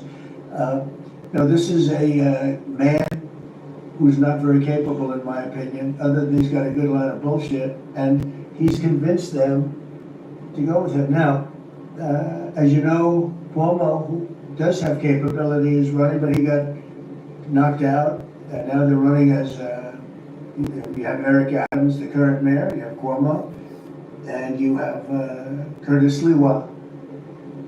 Curtis runs every 4 years. He seems to be a fixture on the running scale.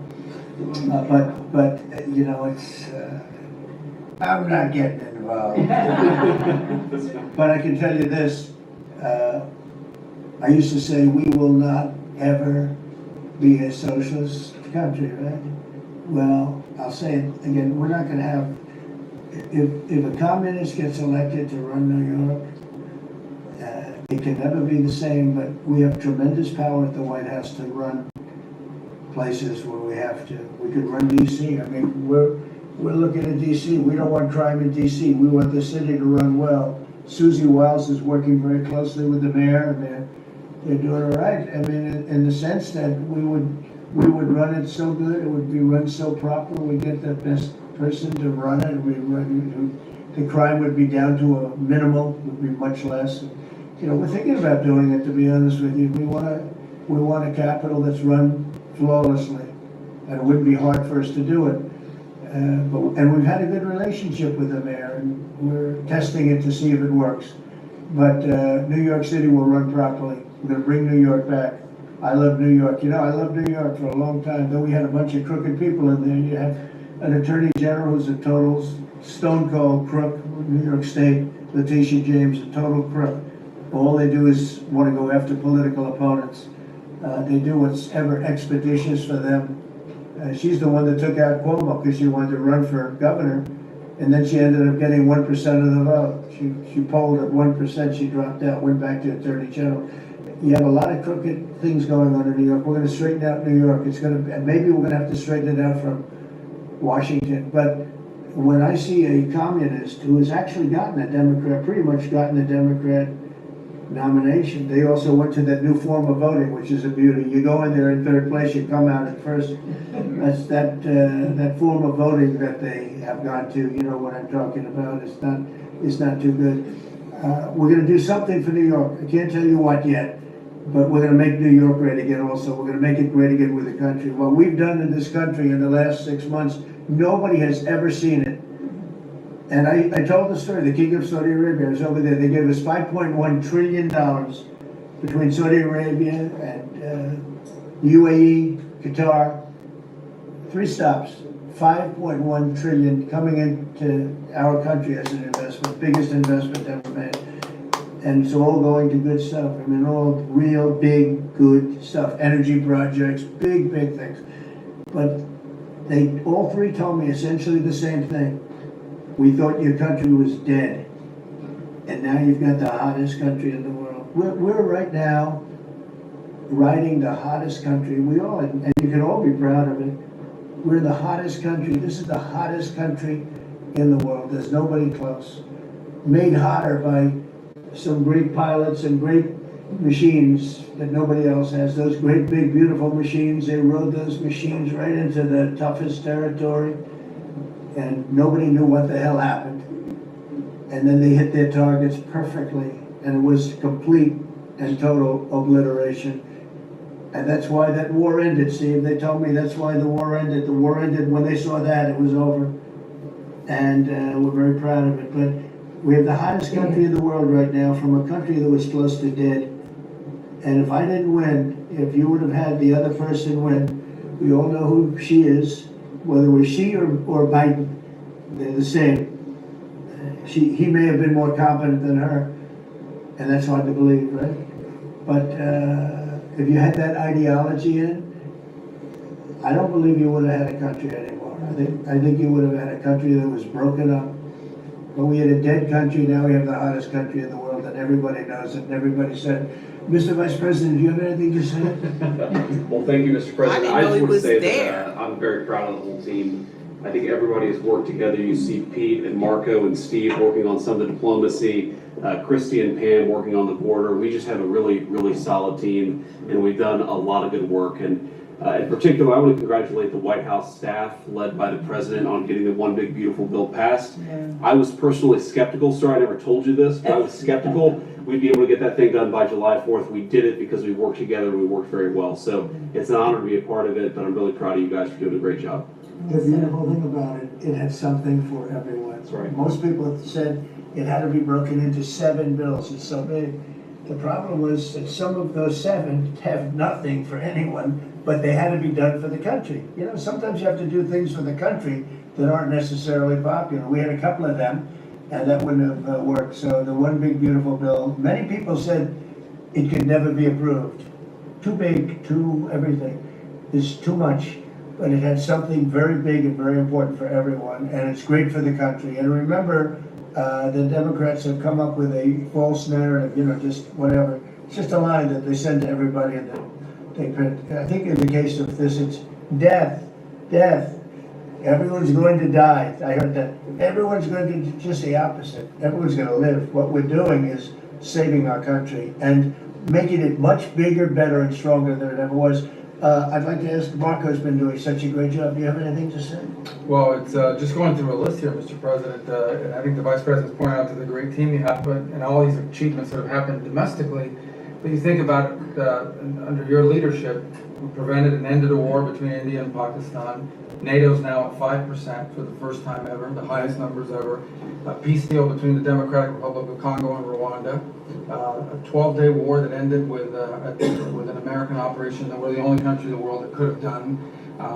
Hopefully, pretty soon, a peace deal between Azerbaijan and Armenia. The entire Middle East and the infrastructure of it has the potential now to change because of Syria and Lebanon, and it hasn't even been 6 months. Wow. It hasn't even been 6 months, so it's a great testament to your leadership. Incredible. Well, thank you very much, and you've done a fantastic job. And could I just ask Linda, she's involved in so much, she's so talented and so good, and she's working on a couple of little things like Harvard, who was given $5.5 billion over a short period of time. You caught him on that one, it's crazy, but you're working on so much, you want to bring education back to the States. How are you doing?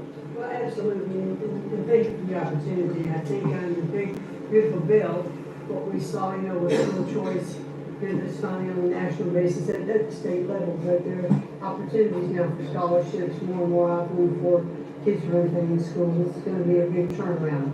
I think one of the biggest accomplishments we had over the past week was the University of Pennsylvania with the Title IX ruling that Lillian Thomas was stripped of her title, Riley Gaines and Paul Scanlon and other women who have stood so strong against men and women in sports. And when you put out the executive order, that just solidified and gave them the opportunity. So those are a couple of really, really big wins, and thank you for that opportunity. And how are you doing with Columbia and Harvard? We're negotiating hard. I think we're getting close to having that. It's not wrapped up as fast as I wanted to, but we're getting there. Okay, good. And you've done a fantastic job. Thank you very much. You've been a good team. Yep, you have a great team. Around this table, a lot of people have helped with that. That's right. Thank you very much. Maybe just in closing, we spent a lot of time, effort, very little money on this room. This is called the Cabinet Room. It's been here for a long time. And it had some pictures that were not many of them and not very good ones. And I actually spent time in the vaults. The vaults are where we have a lot of great pictures and artwork. And I picked it all myself. I'm not very proud of it. That's Andrew Jackson, great Andrew Jackson. That's a gentleman named, and we call him President Polk. He was sort of a real estate guy. He was, people don't realize he was he was a one-termer, but he was a very good president. But, and I'm not sure I should be doing this, he actually gave us the state of California. He was there. He was there. I'm not sure, maybe he won't be there for long. But if you notice, the frame is the exact same size almost as the other one, as Andrew Jackson. So that was a part of the reason too, I have to be honest. But Polk was actually a very good president who's got the same frame that I needed, okay? And up here you have the original George Washington right behind the light. And then you have Dwight Eisenhower, who was a very underrated president, built the interstate system, and he was the toughest president, I guess, until we came along. But I don't mind giving up that ground, because I don't want to be too tough on it, but we want to be humane. But he was the toughest president on immigration. He was very strong at the borders, very, very strong. And sometimes you can be too strong. He was strong at the borders, and during a certain period of time, they were so strong that almost every farmer in California went bankrupt. We have to remember that. We have to work together. We have to remember that. But he was a very good president and a very good general and a very good president. And I thought he deserved a position somewhere on this floor. And then you have, this is very exciting to me, he was not a Republican, to put it mildly, but he was, he was a four-termer. He was Franklin Delano Roosevelt. And if you notice, there were a lot of ramps outside. You have ramp, people say it's an unusual place for a ramp. It was because of him. He was wheelchair-bound. But he was an amazing man. It's an amazing portrait. And we used to have him in the room, a different portrait. And it was a terrible portrait. It was almost like it was done by a child. And I used to say, you know, I can't believe that he would have approved of that portrait of himself. And I was in the vaults and looking at things. I said, what's that? And we have some great curators here. We have 6 curators at the White House. They have 2 for paintings, they have them for furniture, they have them for different things. I guess cost is no object. Okay, cost is, maybe I'd have 1, but that's all right. But we have 6 and they're very talented. And he said, that's a picture of FDR. I said, really? Let me see it. They took off the wrappings, very well preserved. And I said, that's the picture they've been looking for years. That was the picture of Franklin Delano Roosevelt. And I said, oh, wow. And likewise, that frame-wise, it just doesn't work. It doesn't work if you have, I want to be nice, but it doesn't work if you have a big frame, a little frame, but it's like perfection. I'm a perfectionist. The mirror was down in the vaults also. I said, where is this from? And it's a very old, very storied mirror, beautiful. We put that up. And then over there is Honest Abe Lincoln. And that picture was in his bedroom. And we thought that this would be a very important place because this is where wars are ended. I'm not going to say wars are declared. I'm going to say wars are ended, okay? We'll be positive. And that's the picture of Abe Lincoln from his bedroom, sat in the bedroom for many, many years. That was his favorite picture of himself. And the Lincoln bedroom's very famous. You remember when Bill Clinton had it and he rented it out to people. Okay. We don't do that.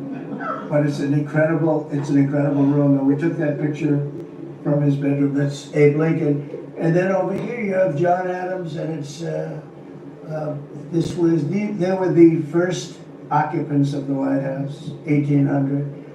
And John Quincy Adams, Mrs. Adams, they were the first occupants. So we have them looking at each other, and in between their stare is Abraham Lincoln trying to make peace.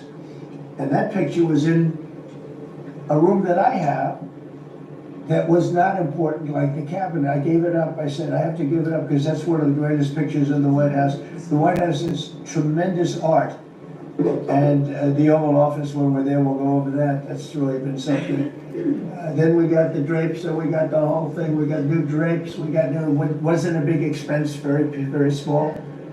And we took some of the Chinaware and silverware and trophyware, they call it, from the vaults, and we had it cleaned up, hadn't been shined up in 100 years. Some of this has sat in the vaults for over 100 years, amazing.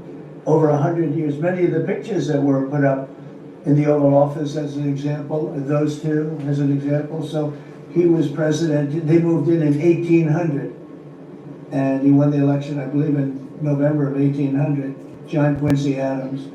And we thought that would be, he was considered to be a good president, and he was the first occupant of the White House, so it sort of made sense. And I love the frame of those pictures. Look at those frames. You know, I'm a frame person. Sometimes I like frames more than I like the pictures. And we have the flags of the Marines, and Space Force now has its own flag. I'm very proud of Space Force, but the Army, Navy, Air Force, Marines, Space Force, the whole thing. And Coast Guard is right there. We never forget the Coast Guard. They do a great job. So we have the flags throughout the office. And it's really become quite a beautiful place. I don't want to tell this, Marco pointed it out. I was going to leave the clock. So as president, you have the power. If I go into the State Department or Department of Commerce or Treasury, if I see anything that I like, I'm allowed to take it. Do you believe this? So I'm in Marco's, I see this gorgeous clock, grandfather clock, and there it is. I said, Marco, I had to read him the rule and regulations. I said, Marco, I love this clock. Look at it, it's beautiful. He said, what clock? I said, the clock that's in the other room is incredible, and nobody gets to see it there. Marco, I tried to talk him into it first, and it sort of worked, and then I had to use a little more. I said, I'd love to take that clock out and put it in the cabinet room. He said, no, are you serious? I said, Marco, I have the right to do it, Marco. And he said, all right, what the hell? That's his contribution to the cabinet room. But it's, by the way, it's an incredible clock, and you know, it's an important room. So you may see it again. Maybe we'll move it back. Anyway, Anyway, so that's pretty much it, but it really is great. Here we put out, these lamps have been very important actually, whether people love them or not, but if you see pictures like Pearl Harbor and Tora Tora Tora, you see movies about the White House where wars are being discussed. Oftentimes they'll show those lamps or something like those lamps, something that looks like them, probably not the reals, because I don't think they're allowed to. This is a very important room. This is a sacred room. And I don't think they made movies from here. You never know what they do. But they were missing medallions. See the medallions on top? They had a chain going into the ceiling. And I said, you can't do that. You have to have a medallion. They said, what's a medallion? I said, I'll show you. And we got some beautiful medallions. And you see them. They were put up there. It makes the lamps look better. So we did these changes. And, when you think of it, the cost was almost nothing. We also painted the room a nice color, beige color. And it's been really something. The only question is, will I gold leaf the corners? You could maybe tell me my cabinet could take a look. You see the top line moldings. And the only question is, do you gold leaf it? Because you can't paint it. If you paint it, it won't look good because they've never found a paint that looks like gold. You see that in the Oval Office. They've tried for years and years. Somebody could become very wealthy, but they've never found a paint that looks like gold. So painting it is easy, but it won't look right. And the question is whether or not we should gold leaf it. Linda, do you have an opinion? I don't You like it the way? No, I don't. You'd gold leaf it? Yeah. Who would gold leaf it? Could I raise it? How about, would you gold leaf it? I was asked about McKinley, one of your favorite presidents. Well, McKinley was a great president who never got credit. In fact, they changed the name of Mount McKinley, and I changed it back because he should have been. The people of Ohio he was the governor of Ohio. The people of Ohio were very happy when I did that. They were very insulted. They took the name of Mount McKinley off. That was done by Obama a little while ago, and I had to change it back. I changed it back. He actually was a great president. He was a president. He was the tariff, the most, I guess, since me. I think I'm going to outdo him, but he was a tariff president. He believed that other countries should pay for the privilege of coming into our country and taking our jobs and taking our treasure. That's the way he explained it. They took our jobs and they took our treasure, and for that they should pay. And he made them pay, and he built a tremendous fortune. In fact, in 1887, they had the Great Tariff Committee was set up in 1887 because our country had so much money, we didn't know what to do with it. And they set up a committee of, as they call them, elites. A term that we have to change because I think a lot of the people that are elites aren't elite. I think the people that aren't elite are elite. So we're going to have to maybe switch that around somehow. But they had a committee that was set up to spend the money because it was such a large amount of money at that time. It was nobody had seen anything like it. And it all came in from tariffs. And people didn't pay tax. There was no income tax system. I told you that came back in 1913.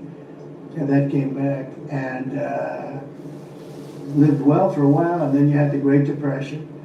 And then later they tried to bring back tariffs, but the whole thing was, this was after the Depression. It was one of the great misconceptions, is people like to say, oh, but it was during but no. The country had a Great Depression, and then after the Depression, long after it started, they brought back tariffs to see if they could save it, but it took them really 25 years. When you say about 25 years to get out of the Great Depression, a lot of people don't understand that. But I thought it would be interesting for you to get a little view of this room. This is a very important room, very powerful room, great room. And we've done similar, but even beyond this, in the Oval Office. We brought back pictures of some of the great presidents. Many of them were in the vaults for over 100 years. Originals all, beautiful, beautiful things. And rather than sitting in a vault downstairs for 128 years, I thought we should display that, and we did that, I think, in a really good way. We've gotten very high marks. But it's interesting. People walk into that room and they look around the room. They don't even want to talk to me. They could look at it for hours. It's funny when people come into the Oval Office. It's such an incredible. It's a sacred place. When people come into the Oval, from the biggest people in the world, presidents, prime ministers, kings, queens, in one case at least, queens, and the biggest business people in the world. They walk into that office and they always say this, there's no place like this in the whole world in terms of the power. And I mean, it's beautiful and all, but there are other beautiful offices. You have businessmen that have offices that are, you know, full floors of office buildings, floor to ceiling glass, and they walk in there and they say, there's no place like this anywhere in the world. There's no place. And, you know, it's what it represents maybe more than the physicality of the room itself. So it's an honor to have you all, media. It's an honor to have you. I just want to say we have a fantastic cabinet. Every one of them is a star in my book. And if they're not, I'll let you know about it. I'll throw them to the wolves. I'll throw them to the wolves in 2 seconds. Because our country comes first, right? Amen. But I just want to thank you all for being here. Thank you very much, everyone. Thank you.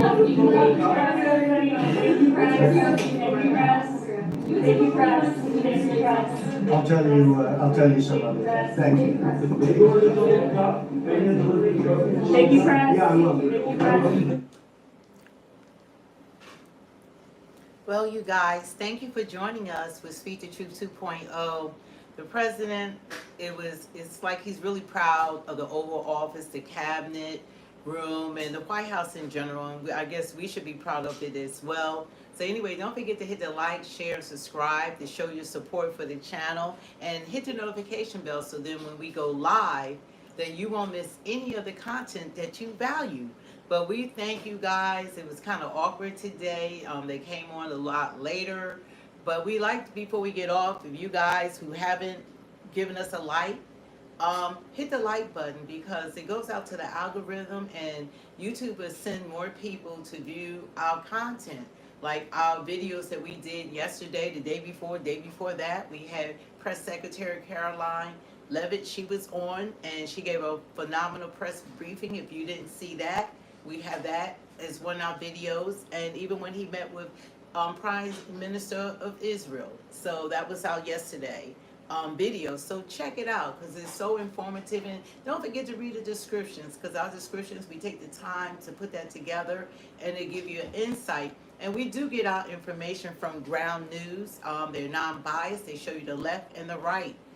And for our information, because when you just tune in to MSNBC, CBS, and those, you know, biased newsrooms, they don't speak for all the people. Like you had almost 80 million people that voted for Trump, but you don't hear from the 80 million people.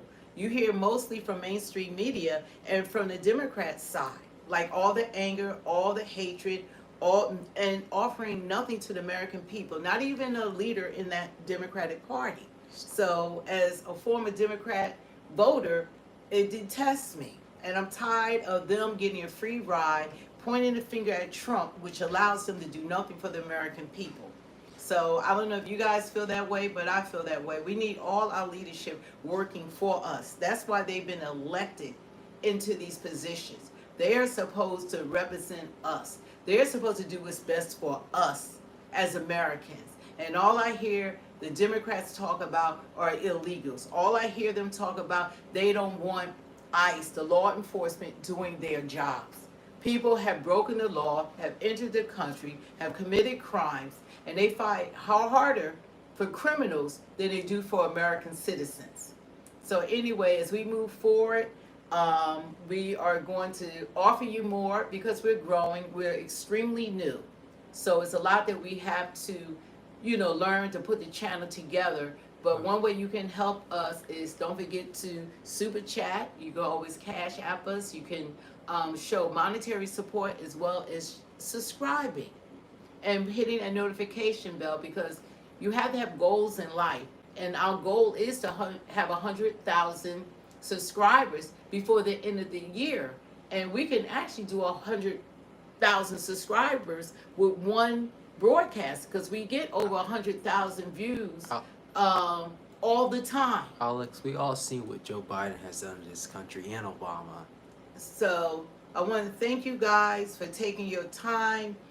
We will be on tomorrow because the presidents from Africa, mainly Congo and Rwanda. They're going to be there. I'm looking forward to it. Black Lives Do Matter.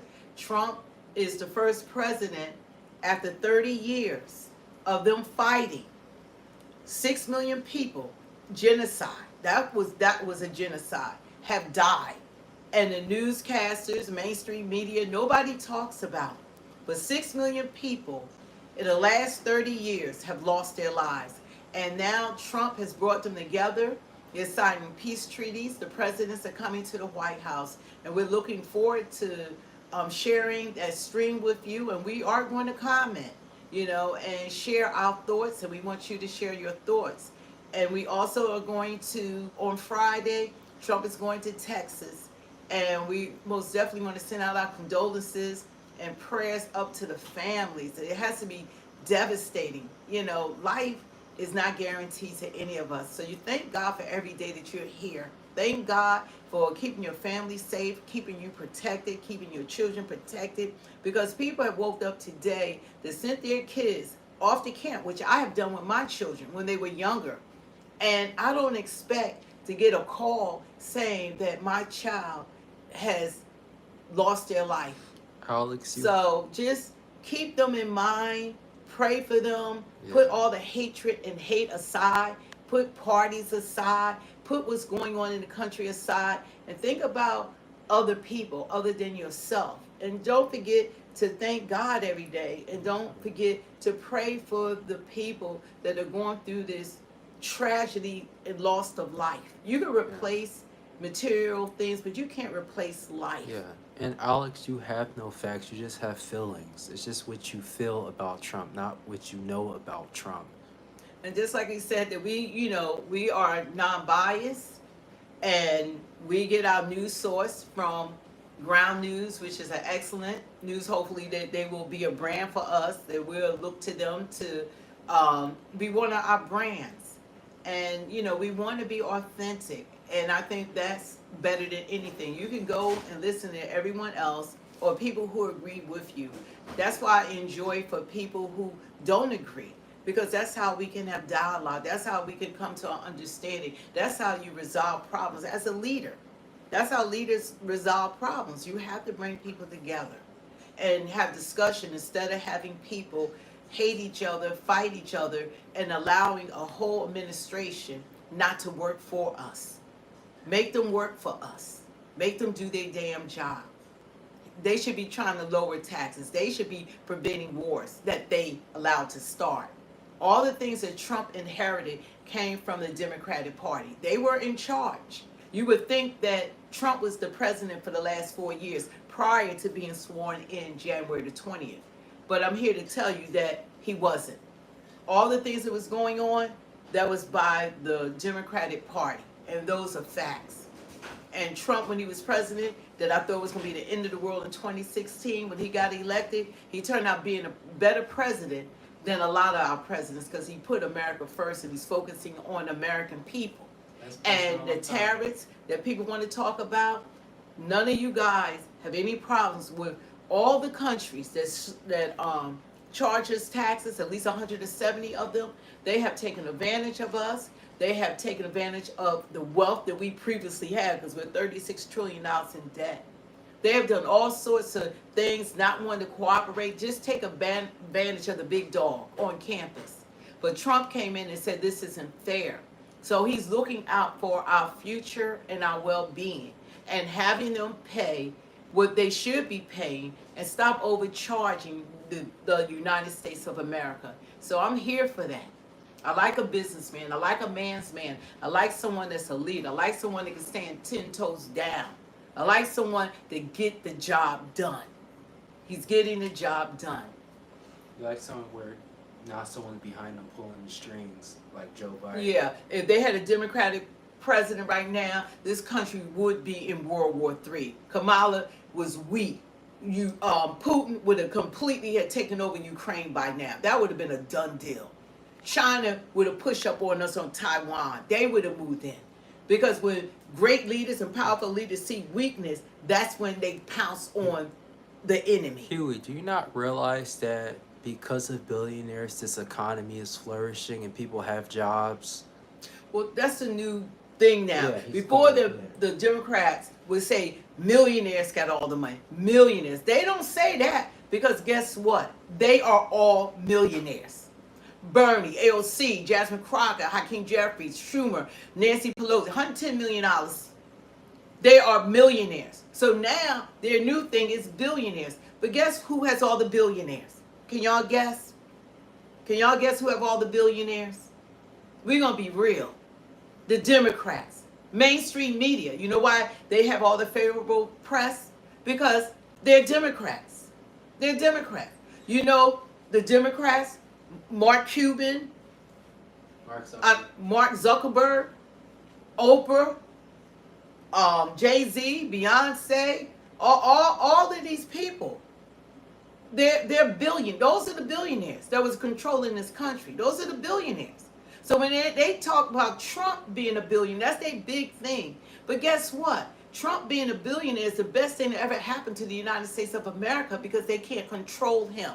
He don't need their money. He don't answer to them. You know how it's refreshing to have a president that don't answer to people over them? Because we don't know who's over the Democratic Party. Because they're being controlled by billionaires, higher ups. That's who's being controlled. And they're terrified of a candidate, well, a president they can't control. They were terrified of Trump. They did everything on God's green earth, and y'all know, to stop that man from getting elected. Even the attempts on his life was to just stop him from being elected. Not saying it came from them. I'm saying even that. They raided his home. Who raided the former president homes? But Biden did the same thing, not even as president. They didn't raid, Biden didn't go through that. He didn't even go through a court hearing for the same stuff that they wanted to hold Trump accountable as president. And it took them to court for things that happened years ago. Took him for court with statute of limitations. Biden's, his judiciary system. They weaponized it. They took away, they tried to take his name off ballots in states. They tried to take his money, his income. They tried to do everything to this man. And guess what? God said, not on my watch, because God is in control. He's only president because that's who God is the one who appoints. God is the one who promotes, and God is the one who will let people, depromote. It was God that promoted Trump and made sure that bullet did not take his life.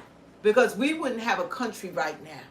Because the incompetence that was going on with that previous party, they had us in high inflation, economy, they had us in 2 wars. They destroyed, they opened up the borders and allowed everybody that shouldn't have came into this country into this country. Huey, to your point, where's Elon now? Elon is totally against Trump now, so he's not on Trump's side. He actually has been more of a problem for Trump than a victory for Trump. He's not an asset. Yeah, he's saying he had the richest person, Elon. But he didn't use his money. Kamala raised $1.5 billion in 3 months. Trump total campaign ran against Kamala and Biden. His total money was $382 million. 300, did you hear me? So don't talk that dumb stuff. Gloria, I don't want to hear you trying to defend the Democrats with God when they do everything against God. Yeah. Yeah. $382 million is all Trump spent on his he had to run against 2 candidates. 1.5 in 3 months. And the Democratic Party is not the same party. They do not serve God. God is holy. He's not into sin. He don't support transgender. Men and women mutilating and kids being mutilated. There's only one creator, and that's God. They cannot change your sex. I appreciate you for your service, man. They will never be able to change your sex. Y'all have to get the memo. Stop letting them abuse you. God is not in abortion. Killing a baby is not of God. We're speaking from the Bible, Huey. That's not of God. LGBTQ that Obama is the father of, God is not in that. He loved everyone, but he's not into sin. The party has changed. They used to be the party of the American people. No, they're a party of illegal immigrants. That's who the Democrat Party is. Those are facts. Mother Toastway, your argument is illogical, but because Trump had more votes than the Democratic candidate.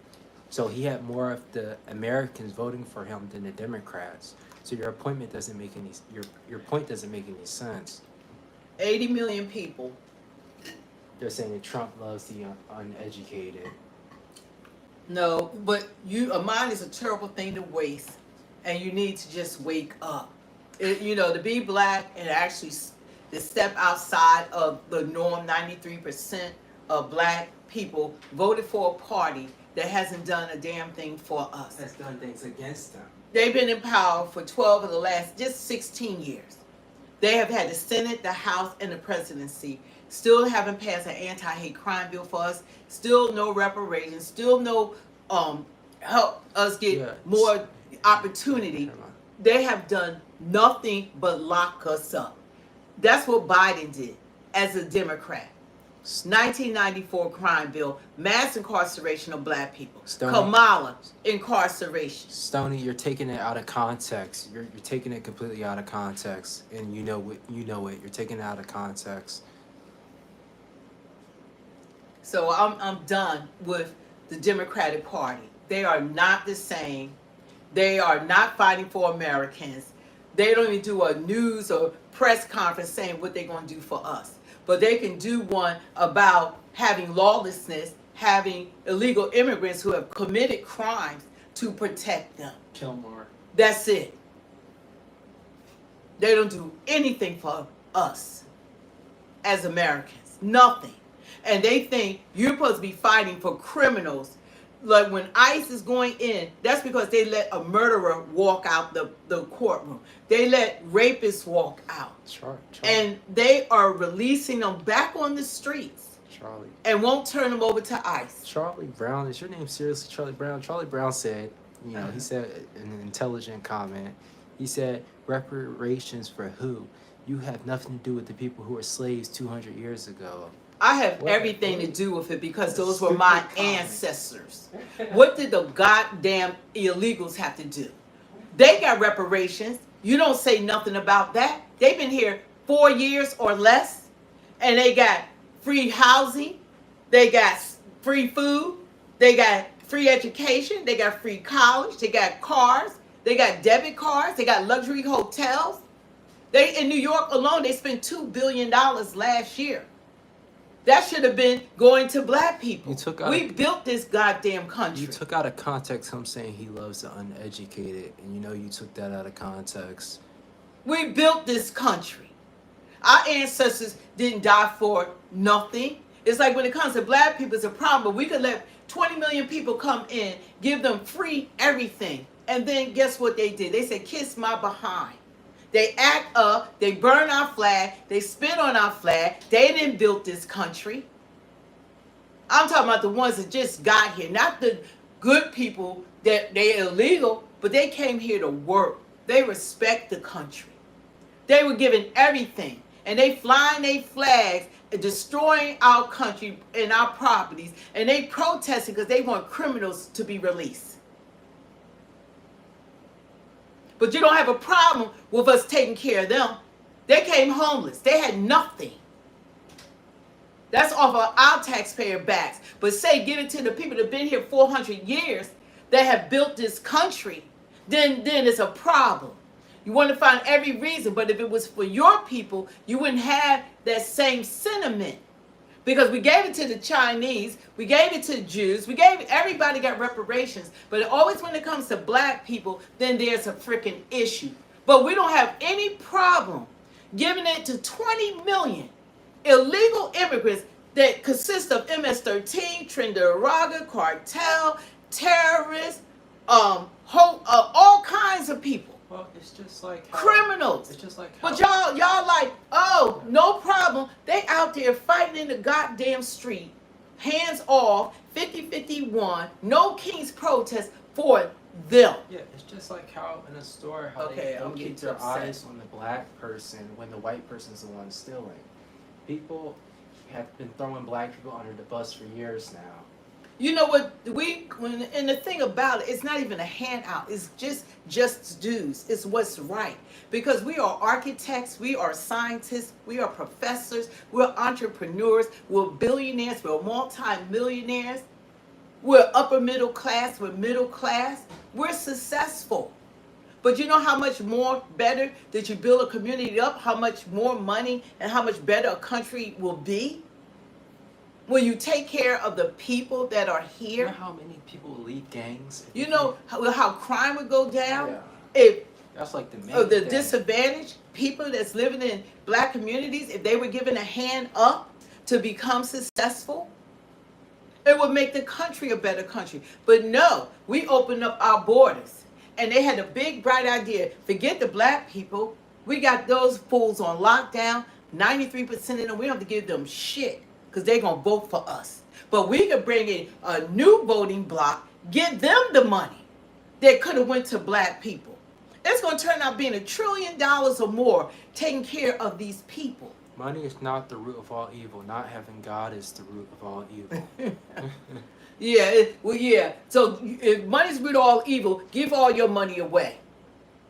Give all your money away. Now Charlie replied to you. He's the one who said that we aren't related to our ancestors. He said, I don't see blacks in Cuba and the islands. We're talking about foundational black Americans. We're not talking about Cubans and Haitian, everyone. We're talking about here. Yeah, and we're Americans. And the islands crying about we're Americans. 200 years ago. They don't have nothing to do with us. It's always someone else's fault, not the African Americans' fault. Nothing to do with us, because you're a hater. Yeah. You're a hater. Yeah. They don't have any. You have nothing to stand on. We're talking about FBAs, foundational black Americans, that will put no other immigrant has come into this country that was enslaved except for black Americans. That was still being lynched up even into the 1900s. Still being mistreated, still being targeted. You walk in the store even with rows of diamonds, pull up with a Rolls Royce, they will still watch a black person because of mainstream media making black people like black people are to be watched. We're decoy for everybody else to steal, just to let y'all know. We the decoys. We go in there, we pay for stuff. And black people, get your education, stand down. Knowledge is power. Get your education. That's it. Don't steal. Don't commit crimes. Live the best American life that you can live, because the opportunity is here. Take advantage of the opportunity. Stop being a target for people, because you know you're a target. Somebody else could do the same thing and they get a misdemeanor. You do the same crime, you're going to get 20 years. That's a fact. You got to put yourself out of these situations. The illegal immigrants can come and kick a cop in the head. If a black person did that, they'd be shot dead on arrival. It wouldn't happen. We have never done it. Don't happen. So there's different rules. People can come in our country, they don't even have to follow our laws, and they get a pass by the Democrats. Daniel, you need to wake up, dude. You still on that plantation. They could stay there. Yeah. They feel comfortable getting nothing. They feel comfortable nothing. Their vote is not doing anything. They like staying on SNAP. They like staying on welfare. They like staying like with the mindset them telling you that you gotta have them give you housing. Go to work. Go to work. Get a job. Get an education. Control your life. You don't need handouts. You need a hand up. And that's what they have failed to do for FBAs. But you got to take this in your own hand. Let them earn your vote, and then you'll get some reparations. Even if everybody get $1,000 each. But it's something that's owed, because our ancestors shouldn't have died for nothing. They should have their ancestors at least reap the benefits that they never got. Huey, please tell me one video where you see Fox News talking about this. How does this sound like anything Fox News They don't talk about black people. Yeah, how does this sound like anything Fox News talk about? That just shows you're talking out of your... And Fox News, they racist at times. Yeah. They are not for us. They racist, at times. So, no, this most definitely not Fox News. But anyway, you guys, I'm sorry, I went into a rant. But this stuff, it really pisses me off. But hopefully by 2028, more black people, we're waking up every day. I'll start putting up videos showing it, that we're tired of it. We're tired of all the wokeness. It don't benefit us. You know, we're the last on that they feel as though the Democratic Party, Trump has done more for us as a freaking Republican than the Democratic Party. How about that? And we're the last on DEI too. How about that? The Democrats try to make us the face of DEI. Yeah. And it ain't us. It's white women. We're not the face of DEI. Diversity, inclusion, equity and inclusion. It's not us. It's white people. Then what is it? Hispanic, Asians, disabled, vets, seniors, indigenous. We're last. We're like number 9 on the list. Stoney, it doesn't benefit us, DEI. Stoney, you're acting like we blocked you. How is you wanting reparations, not like folks on SNAP and welfare? Lady Diane said. You know what? You think about that crazy question that you asked. Because it's not just black, it's illegal immigrants on those things. It's white people that's on those things. I'm talking about foundational black Americans. And reparations. So you're not even thinking clearly. Yeah, and Daniel, the black guy, said once again. He said Republicans paint us as the receivers of DEI. No, Democrats do. Democrats. Look at Roland Martin, your boy. Look at Al Sharpton. Look at Jamal Bryant. They are picketing and boycotting Target, Amazon, and places like that. You know what Target has contributed $2 billion to the black community? They're focusing on like DEI. DEI is not our problem because DEI doesn't get us hired. That's not, but they got us believing. Got all these black leaders out there, the fake D.L. Hughley's, Roland Martin, Al Sharpton, Jamal Bryant think he the new Dr. Martin Luther King. All those fake leaders that's getting paid to keep us like the Pied Piper, keep on doing the same crap, that we need to wake up and do something differently. They haven't done a damn thing for us. See, Huey, you could just look it up yourself and look up who's the main factor of DEI, who actually benefits from it the most. But we're not going to explain this all over again to you. Just check out the author of the 1994 crime bill, mass incarceration of black people. Check out Kamala Harris' record. Check out Trump's First Step Act and see what he has done for black Americans. Check out Trump HBCU record, what he's done for black Americans. Check out some of the stuff that this man has implemented for all Americans. And we should demand things for us. If you can have 20 million people come in this country and haven't contributed a damn thing in the last 4 years, and y'all just rolled out the red carpet, rained money on them, they were getting what? $13,000 in SNAP. They were getting luxury apartments. They were giving them money like no end for future votes. It's all about the Benjamins and votes. Sony, you still haven't explained why you're for that party or Huey. You guys just keep trying to insult us. You know what? Do your homework and check out policies. Check out Trump policy for First Step Back. Check out what he's done and check out what have the goddamn Democrats done for us. And you're talking somebody who was a legislative director, somebody that voted, campaigned, canvassed, did speeches. I probably have had like 200 or 300 rallies. I've done it all. Well, and I didn't know. And that's why, look, I'm upset. Well, and the last promise that they made about that George Floyd bill, anti-hate crime bill, and they gave us nothing. Yeah. That ended it for me. Yeah. Along with them now becoming further and further away from God. Yeah. Personality said you're not allowed a different opinion if you're, oh, never mind. They're agreeing. They're a Democrat. And now the black guy, Daniel, said, I find it hard to believe that you're allowed to... Never mind. He's hating now. You know what? You stay on that plantation where you're comfortable at because you won't even take the time to find out what's going on. And I was guilty of that. If you feel comfortable by giving the Democrats your vote and they continue to do nothing for you, then you keep doing that. Because Jesus will be back before the black people get it together. We don't know how powerful we are. Oh yeah, and Black Space said the same people hating on y'all for speaking the truth will not read any real information. They won't read They're it. lost already. Exactly. They won't read it because they don't want to know the truth. They won't read it. They won't find out what's really going on. You're being played. How much do they have to do to you for you to realize? You're being played. What else do they have to do? They're showing you they're not for any Americans. They don't even talk about any of us. None of us. Every day in the news, check out what's been going on. They don't talk about us. And y'all keep on drinking the Kool-Aid. When I say us, I'm saying Americans. Someone said Project 2025. Did you read it? You stay there. You keep staying there.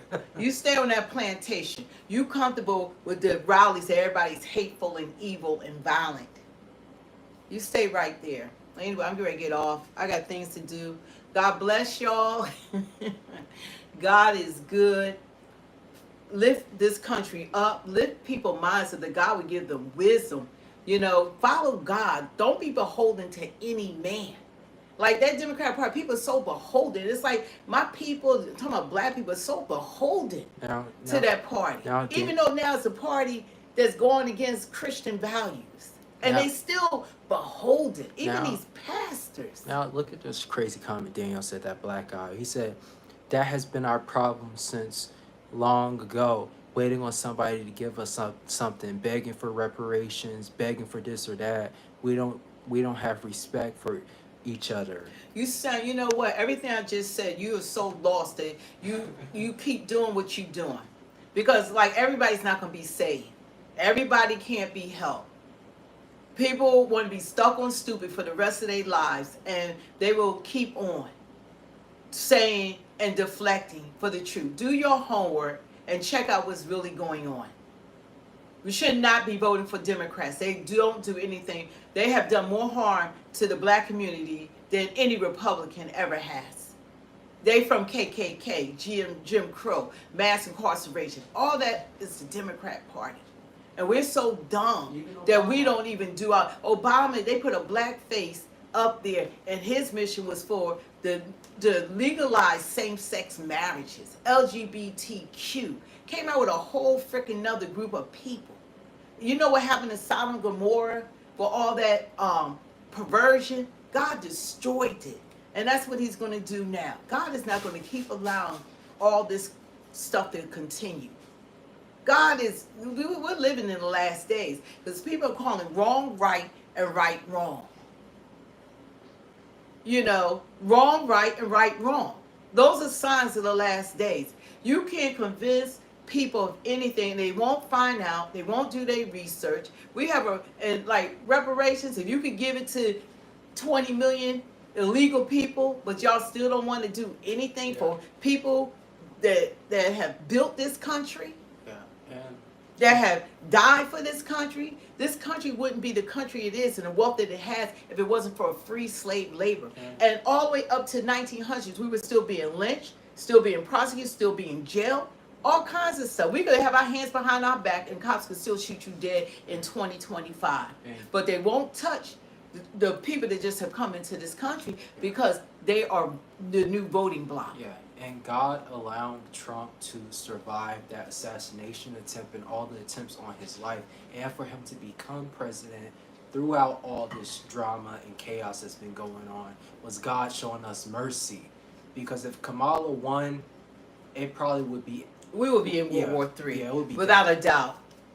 She was too weak. Yeah. She wouldn't be able to handle the riots inside and all these wars. Trump just about stopped around 4 or 5 wars. But we're not going to get into that because I got to get off here. I got things to do, and I want to enjoy the rest of my day. I hope you guys enjoy your day. And just put God first. You know, seek God in everything you do. Seek God. Seek God. Don't seek man, seek God. Speak the truth. Why was Joe Biden at a KKK funeral? Answer me that, Stoney. The Grand Wizard. Well, because he did mass incarceration of black people. Thank you, Joe. Thank a Democrat for mass incarceration of black people. Thank a Democrat. Thank you. That's what we need to say. Thank a Democrat. So anyway, you guys, thank you for joining us. If you enjoy our content, don't forget to hit the like, share, subscribe, and the notification bell so when we go live, you'll be notified. Thank you, amen, to God be the glory, beloved above all, I wish that thou may prosper and be in health, even as thy soul prosper. And no weapon formed against us shall prosper. And every tongue that rise up in judgment, thou shalt condemn. This is our heritage, and our righteousness is in him, said the Lord of hosts. So we stand on God, and he said that he should cause their enemies to rise up against thee, to be smitten before thy face. They should come out against thee one way and flee before thee in seven. This is Speak the Truth 2.0. You don't have to agree. You can have your own opinion. We're not trying to change your mind. You know, keep your beliefs, but we're going to speak the truth. Do your research, do your homework, and give all the glory to God. Wow. To end on another good note, I love seeing Melania do the Trump dance. Yeah. Trump got his own dance. Anyway, you guys, thank you. God bless you. USA, USA, USA. God bless America. One nation under God. So we need to get along. James, all y'all mad that Trump is president now. Stay mad. Well, anyway, God be the glory. See y'all on the next live. God bless. They always try to say things to get a reaction. God bless. Stoney, I could have been. Enjoy the rest of your day. God bless you. I could have been blocked you, but I'm blocking you now because you're just annoying. God bless everyone. Bye. God bless.